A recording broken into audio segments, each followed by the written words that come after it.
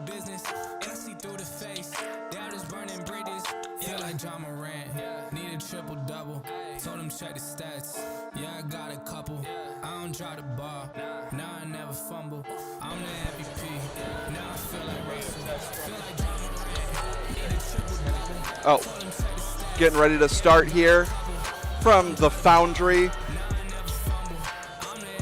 Trinity Health Arena now, formerly Mercy Health Arena, formerly LC Walk Arena. Different names, same building.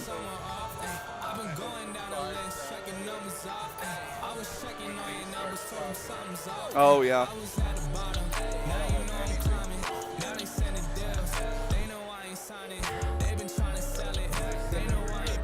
Okay. You know how this goes.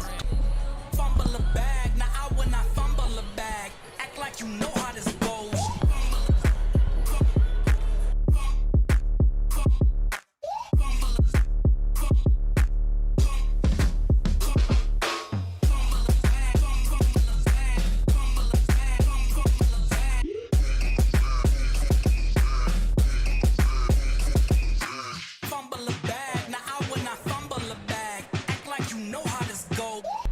Ladies and gentlemen, welcome into the broadcast. I am Trevor Kozlowski. I'm joined by Coach Taylor. We are here at Trinity Health Arena, the Foundry, for the season opening game between the West Michigan Ironmen and the Ohio Blitz. Stream title and graphics may show the Chicago Power. There was a last-minute schedule change. We apologize for any confusion there. But we're here and we're ready to go. Coach Taylor, how are you feeling to start the season? Anytime somebody's going to tackle somebody, Trevor, I'm happy. You got that right. And there will be plenty of hard hits, touchdowns, and exciting plays here in just a handful of moments. We are getting ready to go. The Ironmen came off last season. They were very successful once again, suffering a single defeat on the road to the Charlotte Thunder, who avenged a 4-point loss here in the season opener last year. Coach Taylor, what did you learn in your first season doing indoor football? Well, you know, again, you're talking about a different animal, Trevor, and I have never seen indoor arena football like this, and so it was a learning experience for me. But the bottom line is, you know, what goes on inside the arena and the boards here, okay, is a lot like football. It's you know, the execution of proper tackling, handling the ball, everything that you see in football, protecting the ball, turnovers, you know, you want to eliminate. All that stuff, you know, comes into play. Now, because the field is narrower, shorter, you know, the rules and the strategies change. But, you know, the one thing about that's consistent with this Muskegon team that I really like is they have got a tremendous leader that takes the snap from the center, and that's Alex Carter. And, you know, I watched him when he was playing down at Western, and that young man is a football player. And, you know, anytime you got him back there in the pocket for you, you got a chance to win a ball game. Absolutely. I mean, if you're unfamiliar with Alex Carter, go ahead and look him up on Wikipedia. You'd be very impressed by his accolades. Had a cup of coffee in the NFL. He's been in the CFL, played at the highest levels of indoor football, and at the Division I level, of course, with the Broncos. He is the real deal, and the straw that stirs the drink for the Ironmen. He is, I believe, now in his 6th or 7th season with the team, and he's the one kind of calming factor that all the things that happen in a game and all the noise and everything kind of gets canceled out when he's on the field. Well, and he's a multi-threat quarterback. He can not only beat you throwing the football, he can run that football. I had a nice chat with him before the game here tonight, and he and I had a chance to talk for about 15 minutes. You know, and the only thing he told me about about his game now, as he's getting older, is he doesn't want to take that football and run as much as he has in the past. You know? Yeah, absolutely, and nobody likes getting hit. And these the boards are solid. There's no give. If you're that padding provides a little bit of help, but if you're getting hit, you're going to feel it. But there's a lot of returning stars on this Ironmen team, and names that fans will definitely recognize and a handful of new guys. I think that's the great part about a new season. You're going to get to reconnect with players that you've loved to see and find new players that you can root for this season. Well, absolutely, and Mario Flores has done a great job of making these his players here so visible in the community. And anytime you get your team exposure by getting your players into the schools, out in the community at different events, that's just great for your program and for this organization. And hats off to Coach Smith and Mario Flores again for putting together a quality program. Yeah, Coach Smith, you mentioned, is back behind the bench for another season. He has led this Ironmen team in the last handful of seasons and does a balancing act, really, as a successful high school football coach here in the Muskegon area as well. He's a guy that is going to be calm and cool, and he likes to kind of play coy a little bit with what he knows. He's not going to ever toot his own horn about stuff, but he's one of the smartest football guys and people in general that I've ever met. Well, in old school terminology, he's a player's coach. Okay, he lets his players go out there and all he asks is that they give great effort. Go to practice, understand your assignments, and then you bring the intensity with you to practice in that game. That's all he asks. Absolutely. He's going to scheme up a successful plan, and it's on the players then to execute. So some of these returning guys, obviously Carter. I also want to talk about the kind of defensive captain, not necessarily for this game, but the guy who's going to kind of drive that ship defensively. That's Derek Vandenbosch. He's been a leader for this team for several years and is back once again in that linebacking position. He's a football player. I mean, he goes and gets the ball, and he's a good tackler. Way above average tackler, and he's got a nose for the football, and he's always around the pile. And that's something that when you look for defensive players, you want to find somebody that can get off blocks, execute, and make a sure tackle. Great in the open field. Thank God there's not a lot of open field here, but he's got enough quickness laterally that, he can close quick and make the play. Absolutely. Another fan favorite who's back, there's every year it's a question of, is he going to be back? Is he hanging him up? And each year he answers resoundingly that he's coming back. Big number 99, Dyron White, protecting that blind side for Alex Carter. Yeah. Again, it's funny because in leagues like this, what I would do, Trevor, I would have my quarterback go out and let him recruit that offensive line he wants. Yeah, absolutely. He knows so many offensive linemen around the state of Michigan. Yep. And you tell him, if you know somebody that can play, you go get them, recruit them. Yep, exactly. And I have seen so many. Find a provider. So many football coaches and quarterbacks, at the semi-pro level, at the arena level, and that quarterback wants to be protected. Okay, he got a lot to lose here, if he goes down. Yep. And so he wants the best protection he can get. So he's going to go out there and look for those offensive linemen too. Absolutely. And he's got a good one. Yeah. He's got a real good one there in Dyron White. Yeah, Dyron White, he's been, like I said, a fan favorite. He's like what you talked about with guys getting out in the community. He's kind of the epitome of that, a guy who does not live in Michigan normally, but he continues every season to leave his home in Mississippi and come back up here and make himself part of this community during the season. I think that says a lot about Muskegon in general, that somebody who's from Louisiana, played college football in Mississippi and lives in Mississippi, wants to come to Muskegon, Michigan for 6 months or 4 months or 6 months of their year and be a part of this community, to be a part of the Ironmen. Well, and again, that again is a tribute to Mario Flores and his organization. And when these players actually, they seek out quality programs to play for.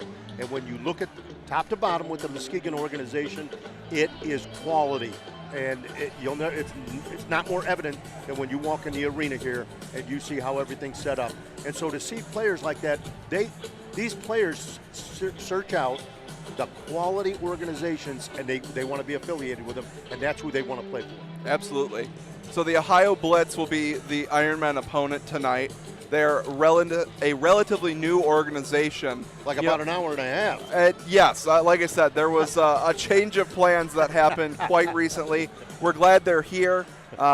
Anyone here in the arena will hear shortly that there is a anyone who's here in the arena will hear that there was an issue with their luggage getting here to the arena. We thankfully had a local semi-pro team that was able to donate some players and uniforms. Well, I think just the uniforms. I think the players made it.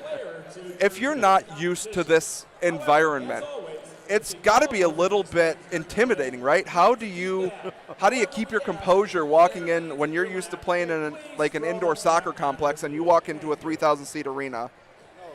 You know what? Again, it's mind blowing, and it really, you get taken back.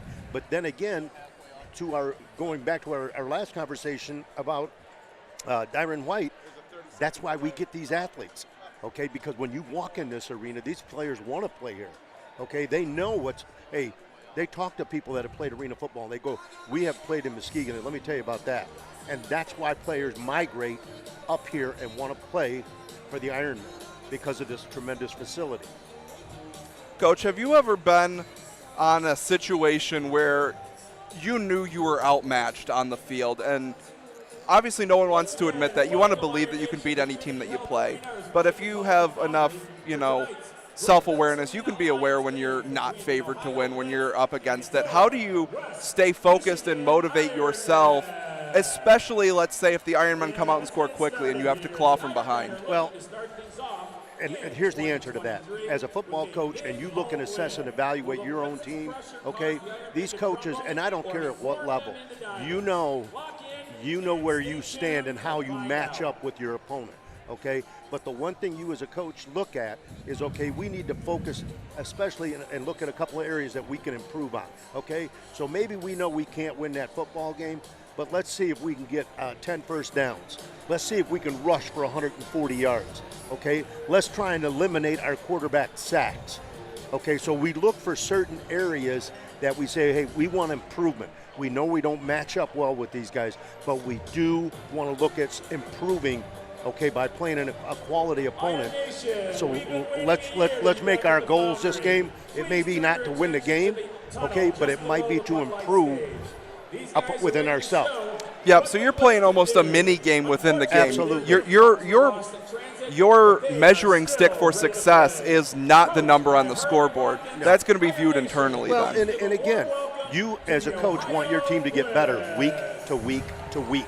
Okay, and yeah, there might be things that they don't match up well. This team tonight, if they have 50 yards rushing, in my opinion, they did tremendous. Okay, they should rent a hall and celebrate. If they score more than 10 points, they should rent a hall and celebrate. Okay, and that coach should be coach of the year in the league. Because right now, the only difference in watching both teams warm up, the only difference between this and Custer's last stand is Custer didn't have to watch a film. That's the way I see it. Well, I think it's just about time that we get things proven here on the field. The Ohio Blitz just made their way onto the field. They will be getting and doing their best to see what to take on the Ironmen. So the Ironmen are making their way into the tunnel. Player introductions will be starting shortly, and then the lights will go down, the lights will come up, and then it's game time, and we are ready to rock and roll. Well, and I like it when the Ohio Blitz came in here. They played their team fight song. It's called Retreat. It's I don't know if these guys have watched film on the Ironmen. I don't know why they would schedule a game with the Ironmen. Okay, but this is going to be interesting. This is going to be real interesting, and to see what athletes are featured on this Ohio team and how they game plan to play the Ironmen. Yeah, absolutely. We talked about that. It's going to be an uphill battle. I'm curious to see what they try and attack, because a lot of these guys, like I said, there's returning guys and there's new guys. You can get an idea of what the Ironmen are going to try and do and who they're going to feature in their offense. Do you try and take away just a player, a play, a side of the field? How would you scheme defensively for Ohio, knowing that you're going to be outmatched skill-wise? The first thing you tell them is don't give up the big play. Okay, if the Ironmen are going to drive and score, you make them run at least 8 plays. 8 to 10 plays to get down the field and score. Don't give up the 1 and 2 play drives for points. You know what I mean? Keep the football in front of you. move to the football, okay? The Ironmen are so solid offensively in that front line. You know, Alex Carter might not get touched today. Now, on the other hand, this Ohio quarterback, he's going to be running like a chicken from the kernel. Okay? Yeah. Yep. He's going to be on the move. Yeah. Okay, because he's his offensive line, based on what I saw in pregame, he's going to have some pressure on him. So now what that does, Trevor, they're going to have to go to like a quick passing game, like what we call a two-step, three-step game. Boom, boom, hit the quick slant, the quick out, you know, things like that. But he's going to have to unload that ball quick. So on the flip side of that, if I'm Muskegon and Joe Tanis as a coordinator, I'm running press coverage, you know, and I'm getting up there right now because I know something's going to happen quick, or that quarterback's, he's going to be running. He's going to be scrambling. Absolutely. It's time for player intro. Then it's time to get on your feet, put your hands together, and welcome to the Foundry, your West Michigan Ironmen.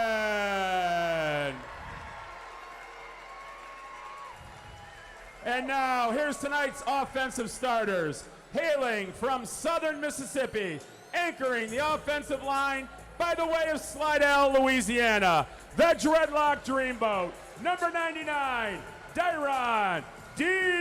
Williams White. Also on the offensive line, reminding us all that bald is beautiful, number 50, William Berry. Flanking D. White at the other tackle from Adrian College, number 72, Anthony Younger. And now for the skill guys. First, a running back from right here in Muskegon. Give it up for number 44, Davion Taylor Sr. At receiver, he's so fast if you blink, you might miss him. From Grand Rapids Community College, number 5, John Ross. At another receiver, he's so good, you could say his play is sterling. From Concordia University, St. Paul, number 4, Sterling Alexander. Out wide at 6'5", make some noise for number 1, Keandre Banks Craig. And finally, we have the signal caller, the captain, the leader of your West Michigan Ironmen from Western Michigan University. Get loud for number 14, Alex Carter. On YouTube, or is there a link to like the paper? The Ironmen are coached by Terry Mitchell, Tracy Lewis, Joe Tanis, Damian Gregory, Bryce Bettler, and the head coach, Nate Smith. Let's hear it for your West Michigan Ironmen.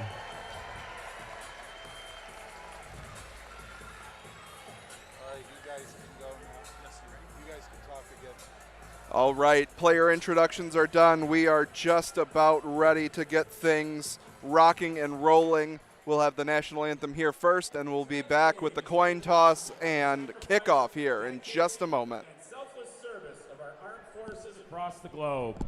As we start tonight's game with the playing of our national anthem, we honor those who serve this great country with the playing of our national anthem.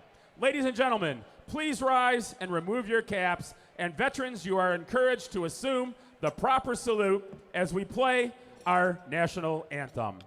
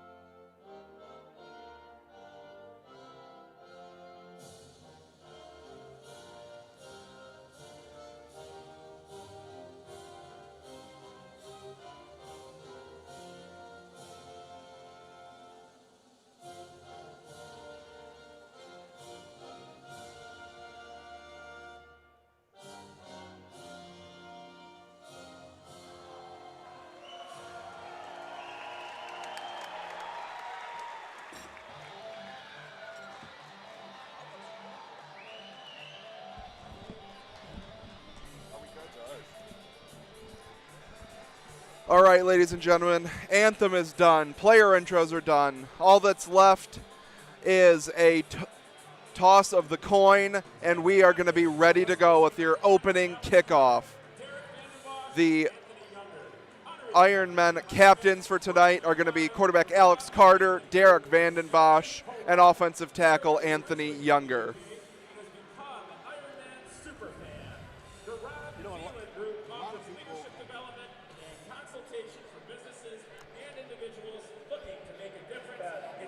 Ever-changing world.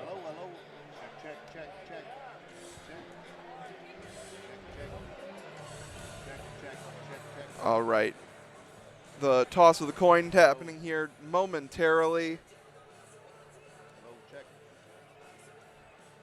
Give us just a second, getting Coach Taylor back here in just a moment. ABC. Hello, check. There he is. That's what we were looking for. Check. Welcome back, Coach back. Taylor. I'm back. I can't take you out for long. And the Really, coin it was an toss. improvement with me quiet. No. You got a lot of insight, a lot of experience. No, these coaches, the coaches are, always talking. We always got something to say. Yak, and they're like, hey, coach, you need to calm down. Just relax. Is calm down in your vocabulary? No, but here's the other thing people don't realize. Everybody thinks that, Trevor, that Hitsville is in Detroit. It's in this arena when the Ironmen play. Yes, sir. And like we talked about in the pregame show, Derek Vanden Bosch is going to be one of our primary artists in terms of laying the hits. But the Ironmen look like they will receive. What part of Ohio, Trevor, are these guys from? We were talking about, you said Walla Walla, Ohio, you think? Well, I don't even know if there's such a place, but it was a guess. I mean, it's as good of a guess as I've got. I vaguely remember hearing outside of Dayton. There we go. I mean, I guess technically Muskegon is also outside of Dayton, but I would guess that it was somewhere a bit more localized. But we are almost ready to go. It is almost that time, Coach. We will have number 22, Willie Shanks, and number 5, John Ross, back deep to return. I watched Willie Shanks when he was in high school, probably, I'm going to say 7 years ago. He in a playoff game, Willie Shanks intercepted 3 passes in one game. Wow. In like the semifinal game. Well, let's see if he's got some eyes for the end zone here on this kickoff.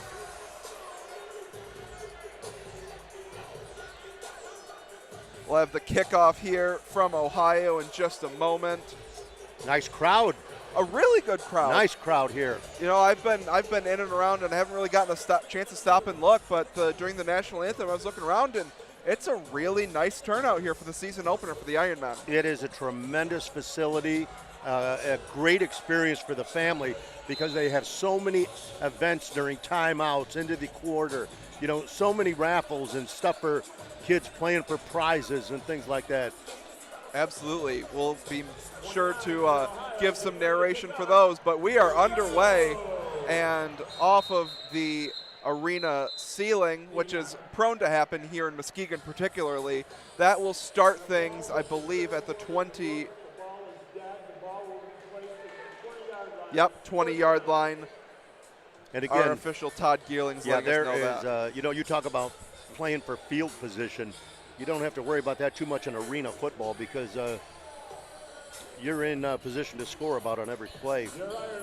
Absolutely, yeah. The midfield is 25 yards. Yeah, that midfield is the red zone in traditional outdoor football. So you've got a lot to. Banks Craig in motion. We'll go short to John Ross, who will make the first man miss. Will be brought down by number 54, Harley Watkins. It'll be a 5-yard gain on first down for the Ironmen. We're looking like they wanted to go deep to Craig on the first play. Ended up taking the check down for a nice pickup. They'll only give him 4, so it'll be 2nd and 6 here. Right. They did want to go deep on that, but he got he got jammed at right off the line of scrimmage and threw him off his route. Well, and that's what you were talking about wanting to do, especially, because you can't afford to give up the deep ball. You've got to jam him at the line. Right. Now, this Ohio defensive line has given up about 40 pounds per man. Alex Carter, you'd mentioned he didn't want to run, but if there's that much room, you kind of got to take it. And that will pick up a first down. He's down to the Blitz 15. Well, when you can run, Trevor, 10 yards before anybody's going to put a hand on you, it's not going to take him too long to get in the end zone. No, absolutely not. Aaron Hudson with the tackle there for the Blitz. Easy work so far from the Ironmen. 1st and 10 from the 15. Banks Craig in motion. Pitch will go to Taylor, and he's in. That's an Ironman touchdown. The first of the season belongs to number 44, Davion Taylor Sr. 15-yard run on a toss sweep. Boy, I tell you what, you talk about blocking the edge perfect on that, though, Trevor. They got a seal from that right tackle, and both wide receivers were 10 yards downfield before they even locked up on the defensive back. We see the replay. The receivers blocking downfield is always going to be a huge thing. You've got to be a willing blocker as a wide receiver. In the outdoor game, it's getting more and more that way. In the indoor game, you don't have a choice. It's so condensed that you have to be a willing blocker. Ben Townsend will come out for the point after attempt.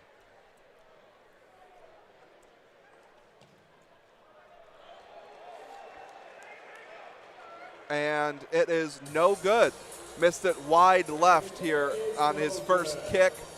That's all right. The Ironmen will take a 6-0 lead. 6-0 lead, 3 plays on that drive. That's about what we figured, Trevor. Yep. I mean, they did all right. They held them to 4 and then 10 and then 15 and then it was due. But again, when you look at, like we said, they're outmanned, 40 pounds per man up front. It's not going to be hard for them to get upfield and, get positive yards on every running play just about. Yeah. And it makes you, Coach Smith is not going to game plan to take it easy on them. But he's also not going to show too much on film because why would you break out a trick play or something that you might want to use against a tougher opponent against these guys, right? Right. And the other thing, too, when you look at, like I said, it's all about matchups in football anyway, and the coaches know that. But right now what we're looking at is with this roster of, 21 players on a roster at 23 on this roster, you're going to be able to play a lot of kids tonight. Yep. You're going to be able to play a lot of kids and do some evaluating, give them some good looks, give them some time on the field, and that's great because you know who your number ones are, but you're going to have to depend on those number twos somewhere down the line. Next week being an off week too, Trevor. Yep. Anybody gets dinged up, they got a week to recover. Yep, absolutely. And you want to be ready. You want to have that next guy up mentality. If someone were to go down, you want to be in a position prepared to have them, taken care of if that were to come. See the line? There's a line drive kick. That's exactly what you want. Townsend picked up at the 1, tackled immediately. Jamal Abbey on the tackle.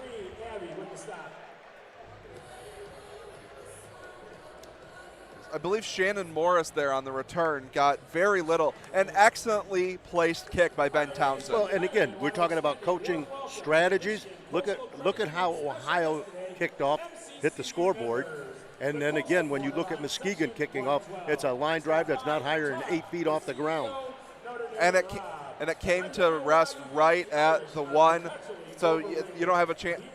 There's no touch. The touchback rules are a bit different in arena football anyways, but you got to run it out from the 1. You can't just let it sit there. And so Ohio, already outmanned, is going to have to start from well inside their own territory. I'll tell you what, they better, again. False start there already on the left tackle. That's Harley Watkins. Our first Hankies are on the field. Harley's got some happy feet over there. False start, offense, half the distance to the goal. It remains first down. And right now, Joe Tanis over here, the defensive coordinator, he's a veteran of this Arena League. He's going to pin his ears back and come after him. Let's get some points defensively. Yeah, I would not be shocked if this score is 8-0 here, maybe after this snap.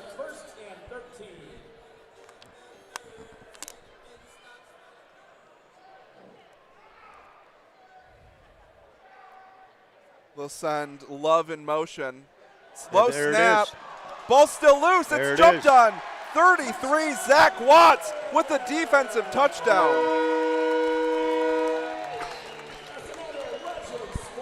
I mean, Coach Taylor, we were just talking about it. I thought it might be 8-0 with a safety, and I think those happy feet got to the quarterback.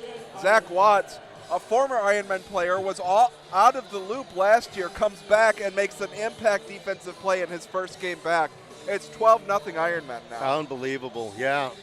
And again, we're not too far into this game, and both offenses scored a touchdown and now defense. Yeah, and what we expected to be a long night for the Blitz has already begun.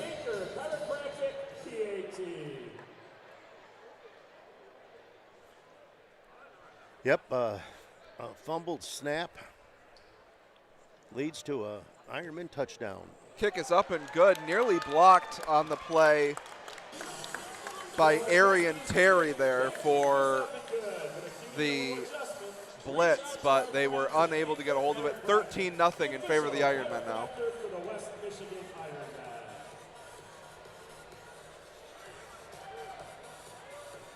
But again, you talk about starting field position with nobody picking up that kickoff for Ohio and then getting pinned back there on the 3. Then they had a penalty, off procedure penalty, backed them up. Trevor, you can't do that. They got to be disciplined. Yeah, I mean, like you said, there's things you can control. If you're outmatched, you can't control the talent of the other team. But you can control not jumping offside. You can control not false starting. That's a mental. That's a mental. You can't afford them in a game where you're already so. Absolutely. Now, I'm curious to see if Townsend can replicate that kick. If he puts the Blitz inside their own 5-yard line every drive tonight, right, it's going to be a long night for the Blitz. Well, see, and again, you've got your 2 deep men. They're up on the 10-yard line. Look at this. He'll pick it up at the 6 and will be brought down by L.J. Buter. That was Shannon Morris on the return, out to the 11, so they'll have a bit more room to work with this time. Yeah, this is tremendous field position for them. Yeah, I mean, considering you started at the 3 and then got backed up to the 1.5 after a false start. And it's no fun being an offensive coordinator when you've got the ball and your first possession back on the 3-yard line. Right. Well, if I'm looking at it, they don't have a coach out on the field. He's playing. Like I said, I'm fairly certain number 54 for Ohio is one of the offensive linemen. The official has just stopped playing. He's talking with the offensive lineman. Okay, he's going over the fact. So in this, one of the offensive linemen is also technically a tight end, and you have to declare that by lifting a hand when you go to the line of scrimmage. And they did not do that. So I think our official, Todd Geeling's just letting them know, make sure everyone's on the same page there. I wonder if they know what a tight end is. He's going to have a chance to throw, and off the scoreboard, an incomplete pass. Morris did have a step, but that's another thing. You can tell they're not used to playing in an arena like this. They're definitely not aware of their surroundings. No. It was a perfect tight spiral.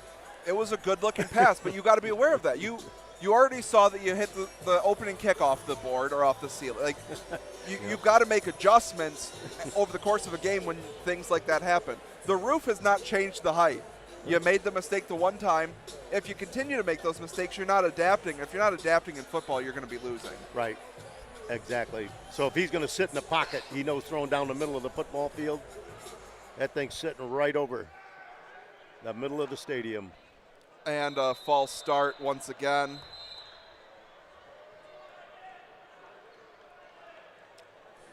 Flag again on the field. See what our official Todd Geerlings has for the ruling. False start, offense, 5-yard penalty, remains 2nd down. I like it when both offense and defensive linemen start pointing at each other. And that one wasn't even really close. No. If you snap your hands, your center doesn't move, and both your tackles jump. Again, it's the offense. It was the offensive lineman on the opposite side of the penalty. He didn't even see what was going on. So it'll now be 2nd and 15 for the Blitz, who continue to put themselves in a hole. Snap. He's going to try and run, and he will lay the hit on Zach Watts. We'll get back to the 10-yard line. Should be 3rd and 11 here.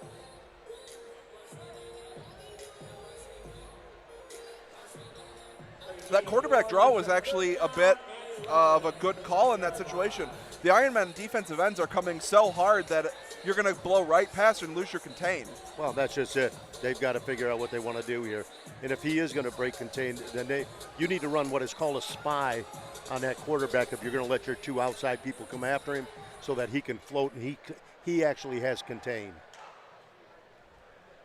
See, there he is. There's the throw. Look at that. It's picked off. Willie Shanks. And he has the end zone. Touchdown, West Michigan. There are 2 flags on the play. We will await the call from Todd Gearlings to see what the call is. But as of now, it's a Willie Shanks interception return for a touchdown. Well, I think one of 3 people for the Ironmen could have intercepted it. Offense, 2 men in motion at the snap. That penalty's declined. The result of the play, touchdown.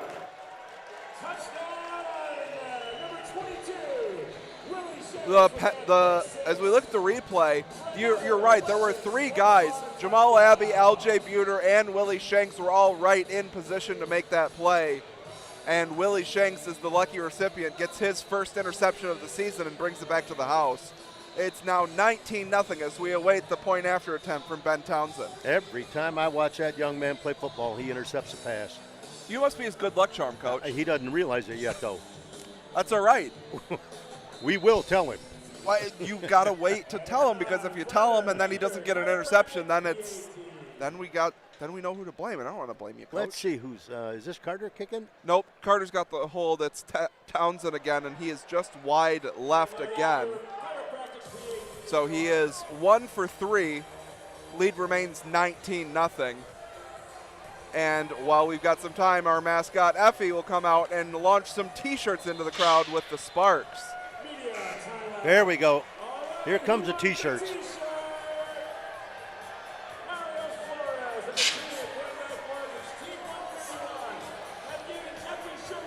That T-shirt cannon. That's awesome, isn't it? It's excessive, but it is awesome. Also, something like that is normally used in an arena with 2 or 3 decks. There's only 12 rows of seats here, Coach. They're coming at you hot. Oh, if I see someone make a catch for this, I'm giving him the information for Coach Smith so he can get him out to the next tryout, right? I hope I don't get hit in the back with one of those. You got to keep your head on a swivel at all times. Thank you, Mario Flores and Payback Mortgage Team 131 for tonight's T-shirt call.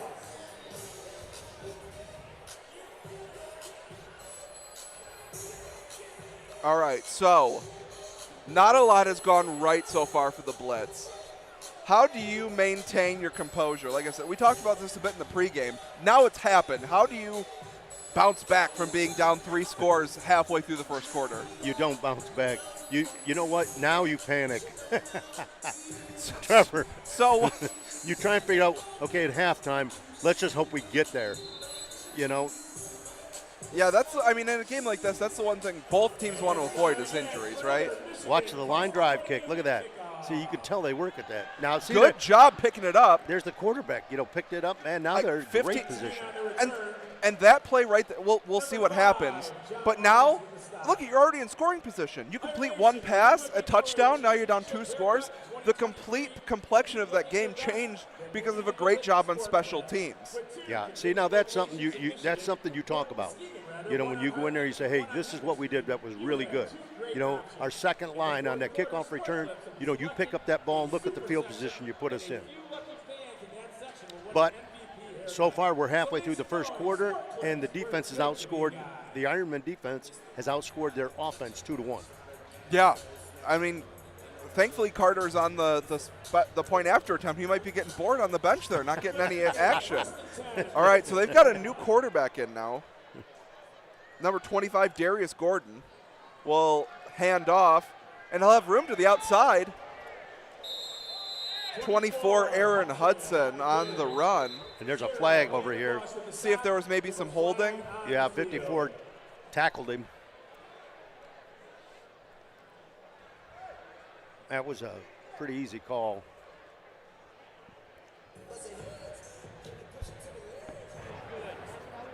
Holding, number 54 offense, 10-yard penalty, repeat first down. And so right away, the first positive play that they've had on offense gets taken back. So I got a question for you. Who yells at the player when the player that made the penalty is the coach? Does he like yell at himself? Or are you going to get in the mirror at halftime? Like, how do you discipline yourself?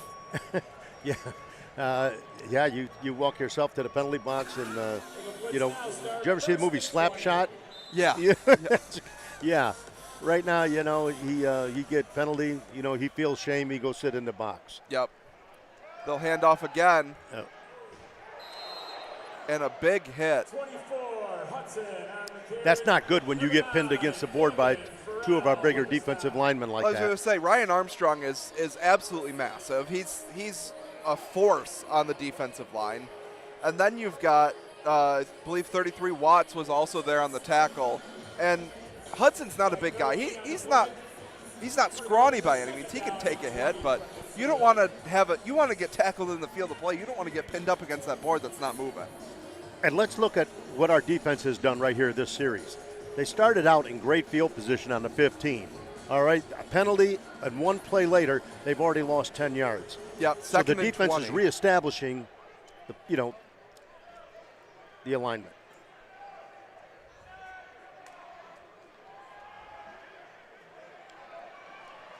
Thrown out of the sack, 67 Keith Love brought the pressure. He was going down and just tried to heave that ball. That one could have been intercepted easily. Yeah, it was a good play though by their quarterback to get that as an incomplete pass and not take the sack and lose even more yardage. I mean, as soon as he gets a snap, the protection it's broken down already, and it's what we call a jailbreak. You don't know where you're going to scramble, but you got to get out of that pocket quick or get rid of that football. I was saying, it looks like they're running routes that aren't conducive to the amount of, you mentioned screens, hitches, out routes. They're not running any of that so far. When they're coming that fast, you run draws and screens. Right now, I haven't seen anything that resembles any of those. Well, they haven't had a chance. But I'd be definitely, there comes another penalty. See, I think it might be a snap infraction. Let's see. Flags everywhere. False start, offense, 5-yard penalty, remains third down. And so now you have one great play that gets you field position on the Ironmen 15, and now you've already lost 15 yards of that field position on penalties, and now you're back to your own 20. Absolutely, going the wrong way. Going the wrong way. Even if you had thrown 4 incomplete passes from the 15, you'd be feeling better because now the Ironmen are in their own territory. And you got a chance at getting at least some points. Yeah. Right now, I don't know if they are even, their kicker can kick that far without hitting the scoreboard. See, hitch and go, and he's in trouble. I think they might rule that a fumble. It's picked up. Vandenbosch. He's in the end zone. We got a flag back here, too. Do see a flag. I didn't see whether he kind of tossed it underhand forward. I think it should be an incomplete pass, maybe a grounding. Fumble recovery. The flag was for intentional grounding offense. That penalty's declined. Hey. Touchdown, Mr. Official. extra point. Sack, right? Interesting. So how could it be intentional grounding and rule If it it's a a pass. fumble? Right. If it's a pass, it's either incomplete, and he did not catch it in the air. No. I think that's a miss. This might be a rule that I'm not aware of in the Arena League. I try and really be up on the arena rules. I'm pretty sure that is maybe. I think it would have been better up just picking up the flag and saying, "Hey, no penalty." But you can't. They are going to allow it. Townsend in again for another Anchor Chiropractic PAT. Kick is up and good this time. 2 for 4 now for Townsend on his extra point attempts. We got a media timeout here. Up and good. If you need a little adjustment, reach out to our friends at Anchor Chiropractic, the official chiropractor of the West Michigan Ironmen. All right, media timeout. Iron Nation, it's time to see if one of you can beat Effie in tonight's Beat Effie Challenge. Everybody say hi, Tanner. All right, Tanner's on the turf, so let's root him on to victory. It's also Tanner's birthday. There we go. Now we got some action. Yes, sir. Tanner, you need Tanner, to get the all birthday 4 boy bags on the left, board taking on to Effie, hold our before Effie does. lovable And don't let that mascot belly on the fool ya. right. That bull's had a lot of toss in his bags in the day. Are you ready? Here we go. On your mark, get set, go. Come on, Iron Nation, root on Tanner. Come on, Tanner, you got this. You got this, Tanner. Tanner had 1 on the board already. We're still I going. think Effie sees 3 of those. Yep, Effie has Effie been known can't do to this, no enjoy. way. Tanner's got this. Come on, Tanner. It's all about technique right here. Yeah, Trevor. absolutely. It's all about technique. Tanner's getting closer. Let's see. Effie, what day of Tanner the week is it? And it looks like we are all. Oh, it's in. Good work by Tanner. Uh-oh, I think He'll we got a walk winner here. away with All a right, prize. Tanner is the winner. That's hard to believe he won a Cadillac. Congratulations, Tanner. Maybe you a won die-cast. a gift card to El Burrito Loco. But maybe it's like one of those like The one Beat one Effie to Challenge 8 is brought to you by Eddie replicas, Alexander and not Holmes. like the 1 to 24, Hot Wheels. Yeah, so that's scaled down. Yeah. His family can't ride with him in it. I see Tanner's with his wife and kids, so that's a good thing. Coach Taylor, Tanner's 12th birthday was today. Oh, that's it. Maybe that wasn't his wife and kids then. I think that's probably not his wife and kids.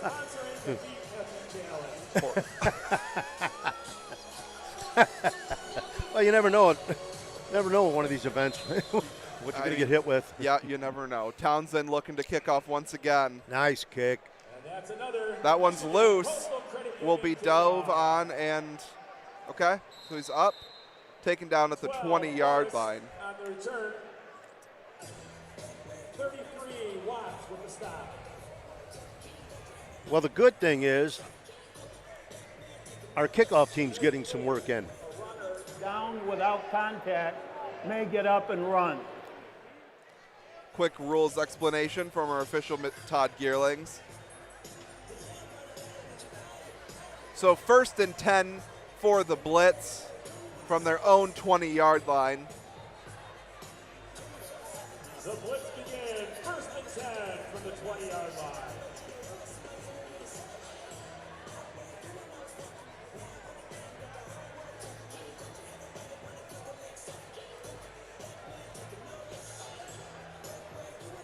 Play clock running down. Might be the final play right here. Game clock also running down.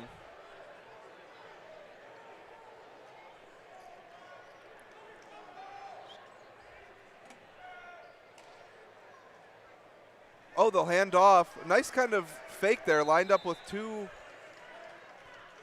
Believe that was a penalty that might have gotten missed. Normally only allowed to have 1 man in the backfield next to the quarterback, but at this point up 26-0, I'm sure Nate's not going to be captain stickler for There's a different rule book now that's coming to effect. It's like it's time for our hometown heroes. We'll take you down onto the field. That's the end of the first. 26-0. Iron Nation, please call your attention to the tunnel end zone for tonight's hometown hero, Brought to you by Eddie Alexander Homes, Mario Flores II, Transnation Title, and Shoreline Insurance. Iron Nation, let's welcome tonight's hometown hero, Becca Mann. Becca is a 2010 graduate of North Muskegon High School, where she excelled in academics and was all-state pitcher for the softball team. She went on to continue her education and softball career at Aquinas College, where she received a degree in pre-medicine and biological and received academic all honors. After graduating from Aquinas, Becca worked at formerly Mercy Hospital for a few years before pursuing her master's degree. She was accepted into the PA school in Chicago and graduated from Midwestern University in 2018 as a certified physician assistant. She decided to bring her skills back home and now works as a PA at our very own Trinity Health Muskegon Hospital in the emergency department, serving our community every day.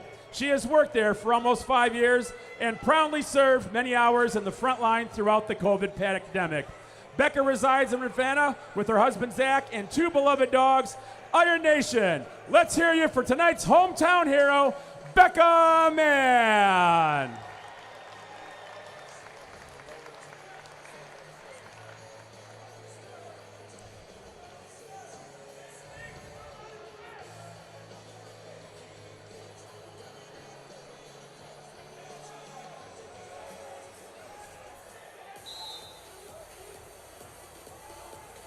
As we begin the second quarter, it's 2nd and 10 from the 20-yard line. All right, getting ready to start the second quarter here. See what the Blitz have in store. And once again, a false start. The center did not snap the ball.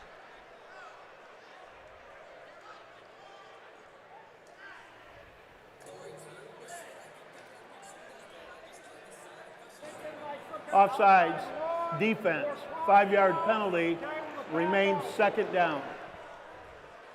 So that one will go on the Ironmen. Looks like even though should have, you know, he didn't snap the ball, but I think the Ironmen guys maybe did get a jump based on that good hard snap count. Trevor, yeah, that's not against the defense. Trying to remain impartial and assume Yeah. that I listen. At a certain point, it feels tiring to call 13 false starts against the offense, but if that's what the penalty is, it's what it is, right? You gotta. But you talked about the new rule book that we're playing with at this point. Well, when you get to the second quarter, and they've only had, 1 or 2 plays out of their end of the field, you're in trouble. See that, right? Throw. Oh, he almost had it. They should have scored their first touchdown of the game. A decent pass there by number 25, Darius Gordon, went right in the hands of Shannon Morris, and he just dropped it. I think he was so surprised that the ball actually made it to him. He didn't know what to do when it got there. Well, 2 defensive backs cut in front of him. They tipped it, and it went past both the 2 defenders, and the wide receiver had it in one hand. You're right. Errant opportunity right there. Yeah, and that's the kind of opportunity you're not going to get a lot of, right? No, but I'll tell you what, they are really coming up the middle with pressure. The Ironmen are. Yeah. I mean, you see Kerry Morrow Bay, number 6, Ryan Armstrong, number 91, are big guys in the middle. 3rd and 5 here for the Blitz. You know, something's out of whack when you see your offensive lineman break the huddle one at a time. Yeah, not how you want things to go, but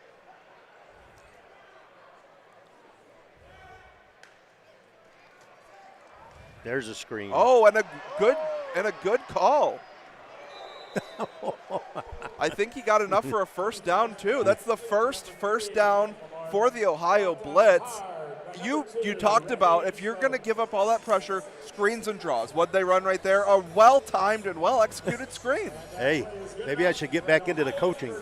It's never too late, Coach. It's never too late. I tell you what, they ran him into the boards over there, didn't they? Yeah, they did. The Ironmen are not gonna let someone just reach themselves out of bounds or go. They're gonna make sure that a hit is laid when they can. Yeah, you could see him closing quick. But it was there. The screen was there. You know, there was nobody there in the flat to pick him up, and the quarterback threw the ball 7 yards to him.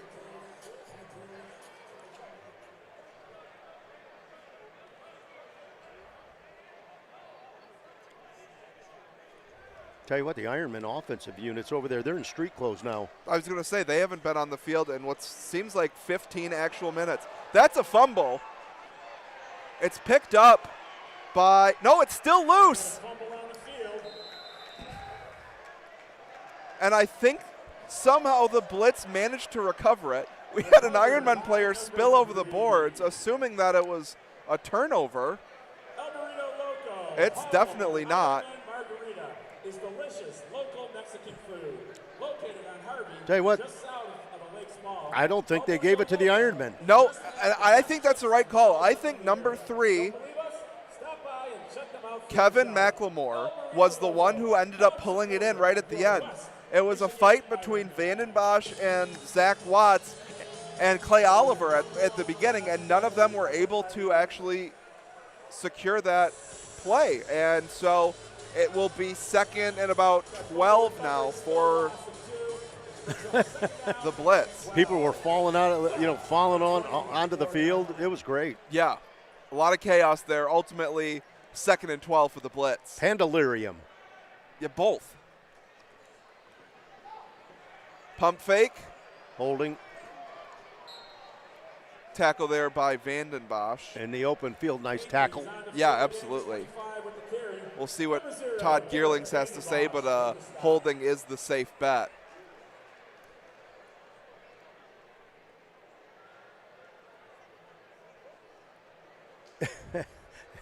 When your defensive line, they're reestablishing the line of scrimmage as soon as the ball is snapped. Trevor, meaning that they are just going, okay, and they are driving that offensive line back. And so what happens is then they lose their footing, and so as they're falling backwards, they're just grabbing them and tackling them. Yeah, absolutely. I believe that's now the 4th penalty on Harley Watkins, the head coach. Well, he's leading the league. Yeah. Definitely. Already a league leader. Night 1.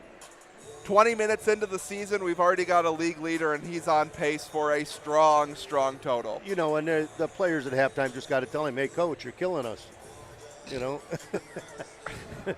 That's why, like I mentioned to you, who holds the coach accountable when the coach is the one committing the penalties? I will tell you this. One year we played, and our quarterback, and I won't mention his name, he threw so many interceptions at the banquet, I said that he led the team in tackles. Oh, man. Not a good sign if your quarterback's leading the team in tackles. Hey, Trevor. That's what Not good. It's not good. All right, 2nd and 17 now for the Blitz. Handoff. No, play fake. And it's intercepted on the return. And there he goes. And a business decision made by the quarterback. That's Raheem Stokes on the pick 6 for the West Michigan Ironmen.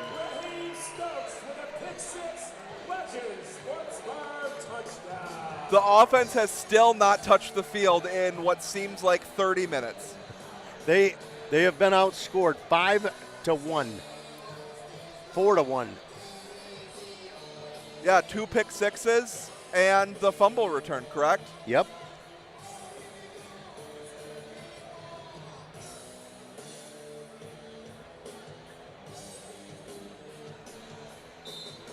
It was a nice pass, nice route.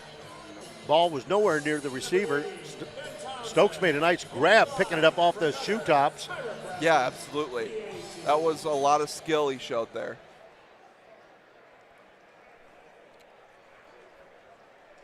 I wonder in arena football, is there a running clock? There is. Basically, it does run. Well, until this goes through, then the clock should stop, I believe, if I remember how it went last year. Oh. There we go. And he's wide open. I don't know if that was on purpose or not, but 2 points for the Ironmen. Townsend shows a little bit of athleticism. Coach Smith can't help but to shake his head.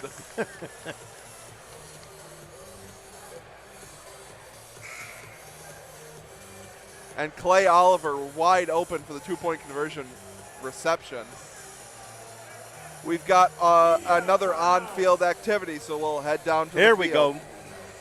All right, let's welcome Rob Rogers to the field tonight for the Michigan Coastal Credit Union Coastal Kick. The kick is simple. Knock it through the uprights to win. The further you go, the more money you win. First kick is from the 5-yard line for a $25 Visa gift card.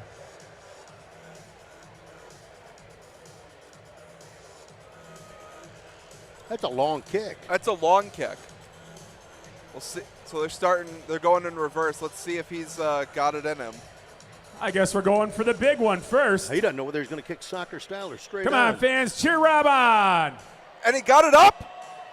Oh, he just missed it to the left. Just what a bit an wide. Good outstanding try, Rob. effort. Wow. He nearly got The himself a second $100 kick is gift from the card there. 15-yard line for a $50 Visa gift card. Come on, Iron Nation, let's cheer Rob on. Let's see if he can get that gift card. Yeah. A little more encouragement will help. What do you say? Looks that one just missed Okay, you. Rob, that's 2 to the left. I mean- Make this one to the right a little bit more. He's got to move the ball over a little bit. Yeah. One last try from the 5-yard line. Good for a $25 Visa gift card. His form's not the prettiest, Come on, but Rob. it is Aim to the right a little bit fairly more. You effective. got this. You can do it. You got it. It's up, and it's good. All right. Congratulations, Rob. You've So won he'll a take home a $25 gift gift card card. from Visa. Attaboy. Not bad. You get to come to the game and get to walk away with more money than you came in for, probably. Well, let's sum it up this way, Trevor. He had the length, but he didn't have the distance. Yep, that is true. That'll get him thinking. Yep. That's why we like to have you on, Coach. You're a philosopher at heart. Oh, it's great. This is super. Townsend will tee up to kick off. Here's the question, Trevor. Yep. When will we see the Ironmen's offense? We almost had it, and You know? then it's going, picked up by Morris. Going the wrong way. Oh, a blindside block. And a little extracurricular on the hits for that. 7 for the Blitz.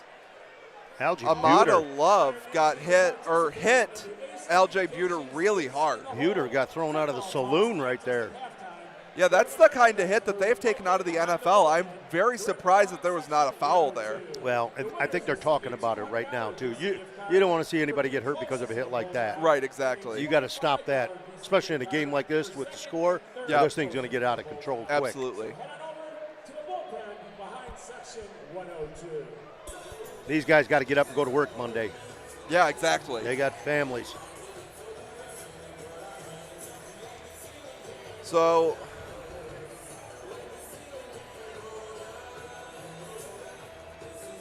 we'll see if the Blitz, like I said, the Ironmen offense has not been out. They almost had that chance, and then before they were unable to recover the fumble and then ended up getting a pick 6.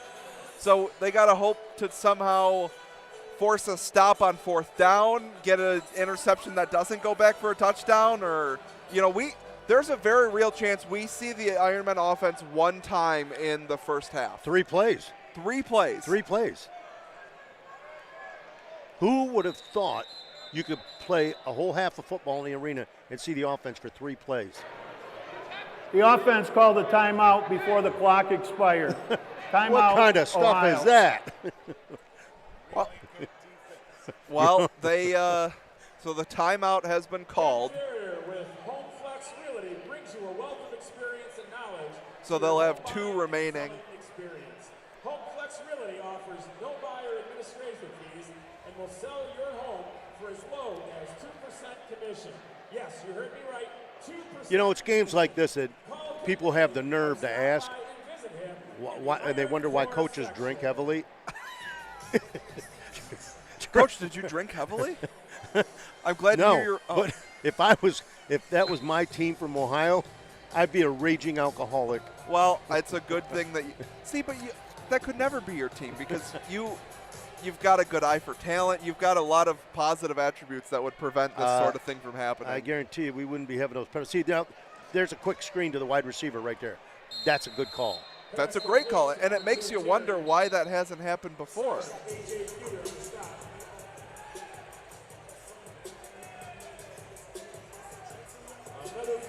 But see, when you look at the alignment right there of the cornerbacks for Muskegon and Coach Tanis's defense right now, they're 8 yards, 9 yards off the line of scrimmage. That's exactly why you call that. Personal foul, face mask, number 3 defense, 50 or 10-yard penalty, first down. That's not good. Jamal Abbey got called on that one. Abbey was working down at Kalamazoo Central, moved up to Grand Rapids right now. He commutes from Grand Rapids to come over here and play, and he's going to be coaching some football at the high school level over there next year. Okay. Well, that's the best offensive play for the Blitz so far. They moved themselves near midfield. And their first down.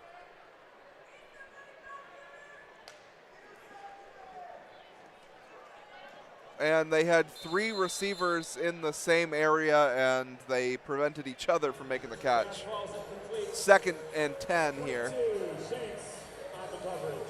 I believe somebody ran a wrong route of the 3. I would assume that they did not intentionally route all 3 of those into the same area. Again, I would have come back, same thing. You look at the corner, look at both sides, and pick the corner that's the farthest off the line of scrimmage, and you throw the ball immediately to that wide receiver, and you force that cornerback now to adjust his alignment. Not his stance, but his alignment. Right. And that's what you want to do. You want to pick on alignment.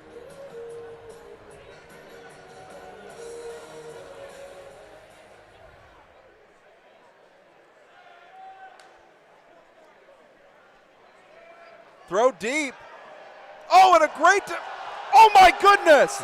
He didn't. What an outstanding catch. Oh, my Lord. Look what a catch. Even the Muskegon players ran down and high-fived him. Keandre was so excited he ran down. That was incredible. Look at this replay. Jamal Abbey tipped it, then tipped again and caught. Have you seen a catch like that before, Coach? That was there were 2 phenomenal plays made by athletes right there on that one play. Jamal Abbey made a great play in defending it. He tipped it, but the wide receiver came through from the backside and snatched it. Arian Terry with what might end up being the catch of this game.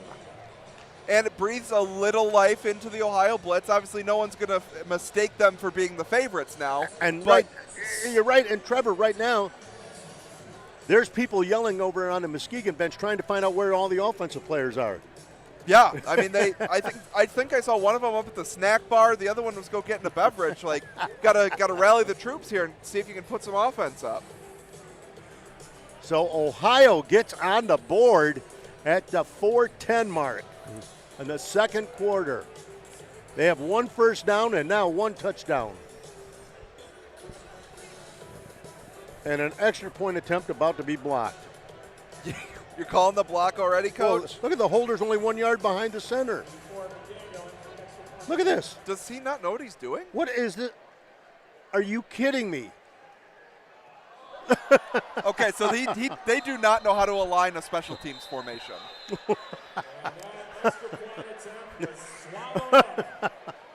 Coach, I don't think they ran that one in practice. I don't think.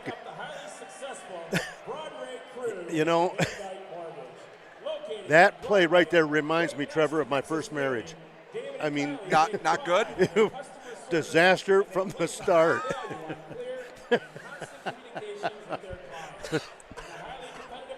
Ladies and gentlemen, the holder. If ever you get a chance to YouTube this, it will be on YouTube. We got to submit that to SportsCenter for the not top 10. That was one of the worst. How? On what planet would that have been successful? Somebody seriously needs to do jail time over that. That's, again, what are you going to blame the offensive lineman, who's also the coach? And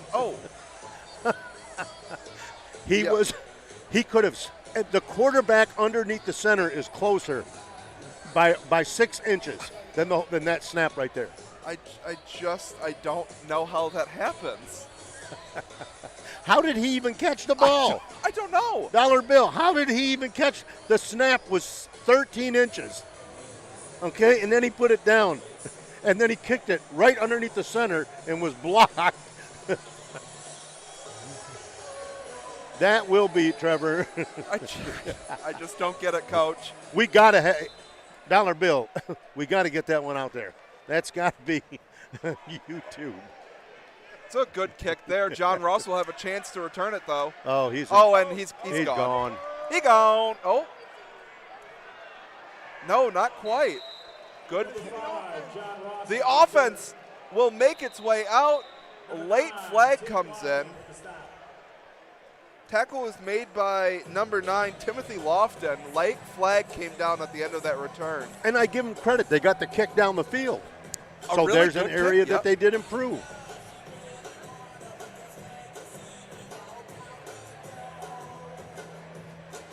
I sure hope that extra point makes it out there. Yeah. Illegal block in the back, 72, Muskegon, 5-yard penalty. Replay the down.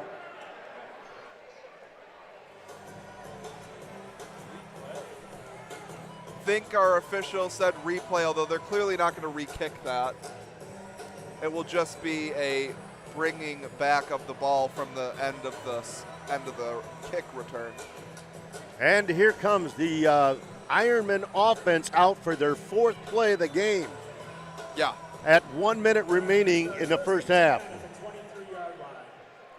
So after this play, we'll get our 1-minute warning. Keandre looking. Oh, a little bit of pressure. Throw downfield. John Ross over the wall.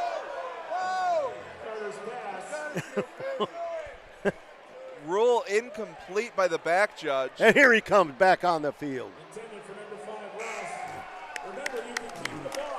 And a great effort here. Let's look at the replay. Carter rolls to his right. John Ross goes over the wall. Clearly incomplete, but a great effort nonetheless. Got our media timeout. We have the 1-minute warning. Boy, he had left his feet going up for that ball, too. Yeah. And then, boom, as soon as he was at the height of his jump going for the ball, about belt buckle high, he hit the top of the wall there.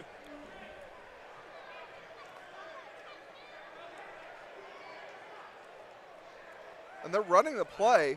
It's supposed to be the 1-minute warning. Oh. Throw to John Ross. He's open. And he makes a man miss. It is in for the touchdown. So the second offensive touchdown of the game will go to John Ross.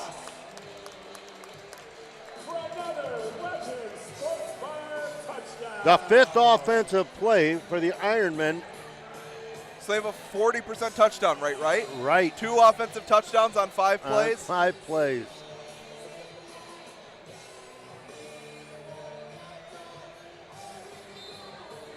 Boy, and Alex Carter had all day to throw that football.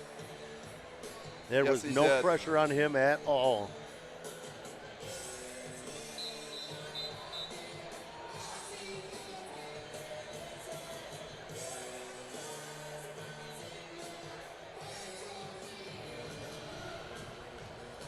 Yep, so score should be 40-6 now.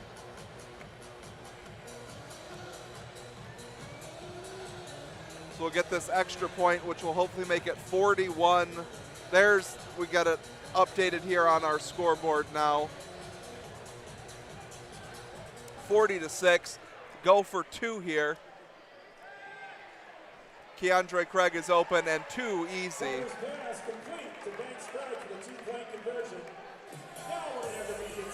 And 42-6. And Trevor, you talked about You know, what are they going to go in and talk about at halftime? Well, right now, you look at the second quarter here, and Ohio has done a much better job than they did in the first quarter. You know, it was 26-0 at the end of the first quarter. Yeah, they slowed them down. Yeah, so now they've held them to two, Muskegon to 2 scores, and they've scored once. Make sure you visit Texas Roadhouse on Harvey Street for all your favorite steakhouse foods. Texas Roadhouse, legendary food, legendary service. All right, let's cheer on Brady and Mason. What do we got here? Ring toss, Trevor? Yep, it's a ring toss on a cactus. Go ahead, guys, on your mark. Get set, go! Thanks for our sponsor at Texas Roadhouse. Looks like Effie's trying to help out. Come on, Brady. Come on, Mason. Let's go. Get some on that cactus. Oh, almost. There's one. We got one on the right side. You got 1 minute to get it done, guys. Somebody's got to get one. Looks like we got one on the right side. Move them closer.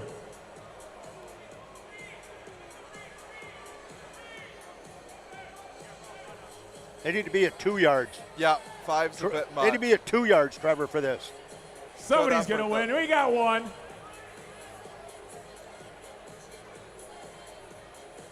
I think we're winding this up. We got 10 seconds here. 10 seconds.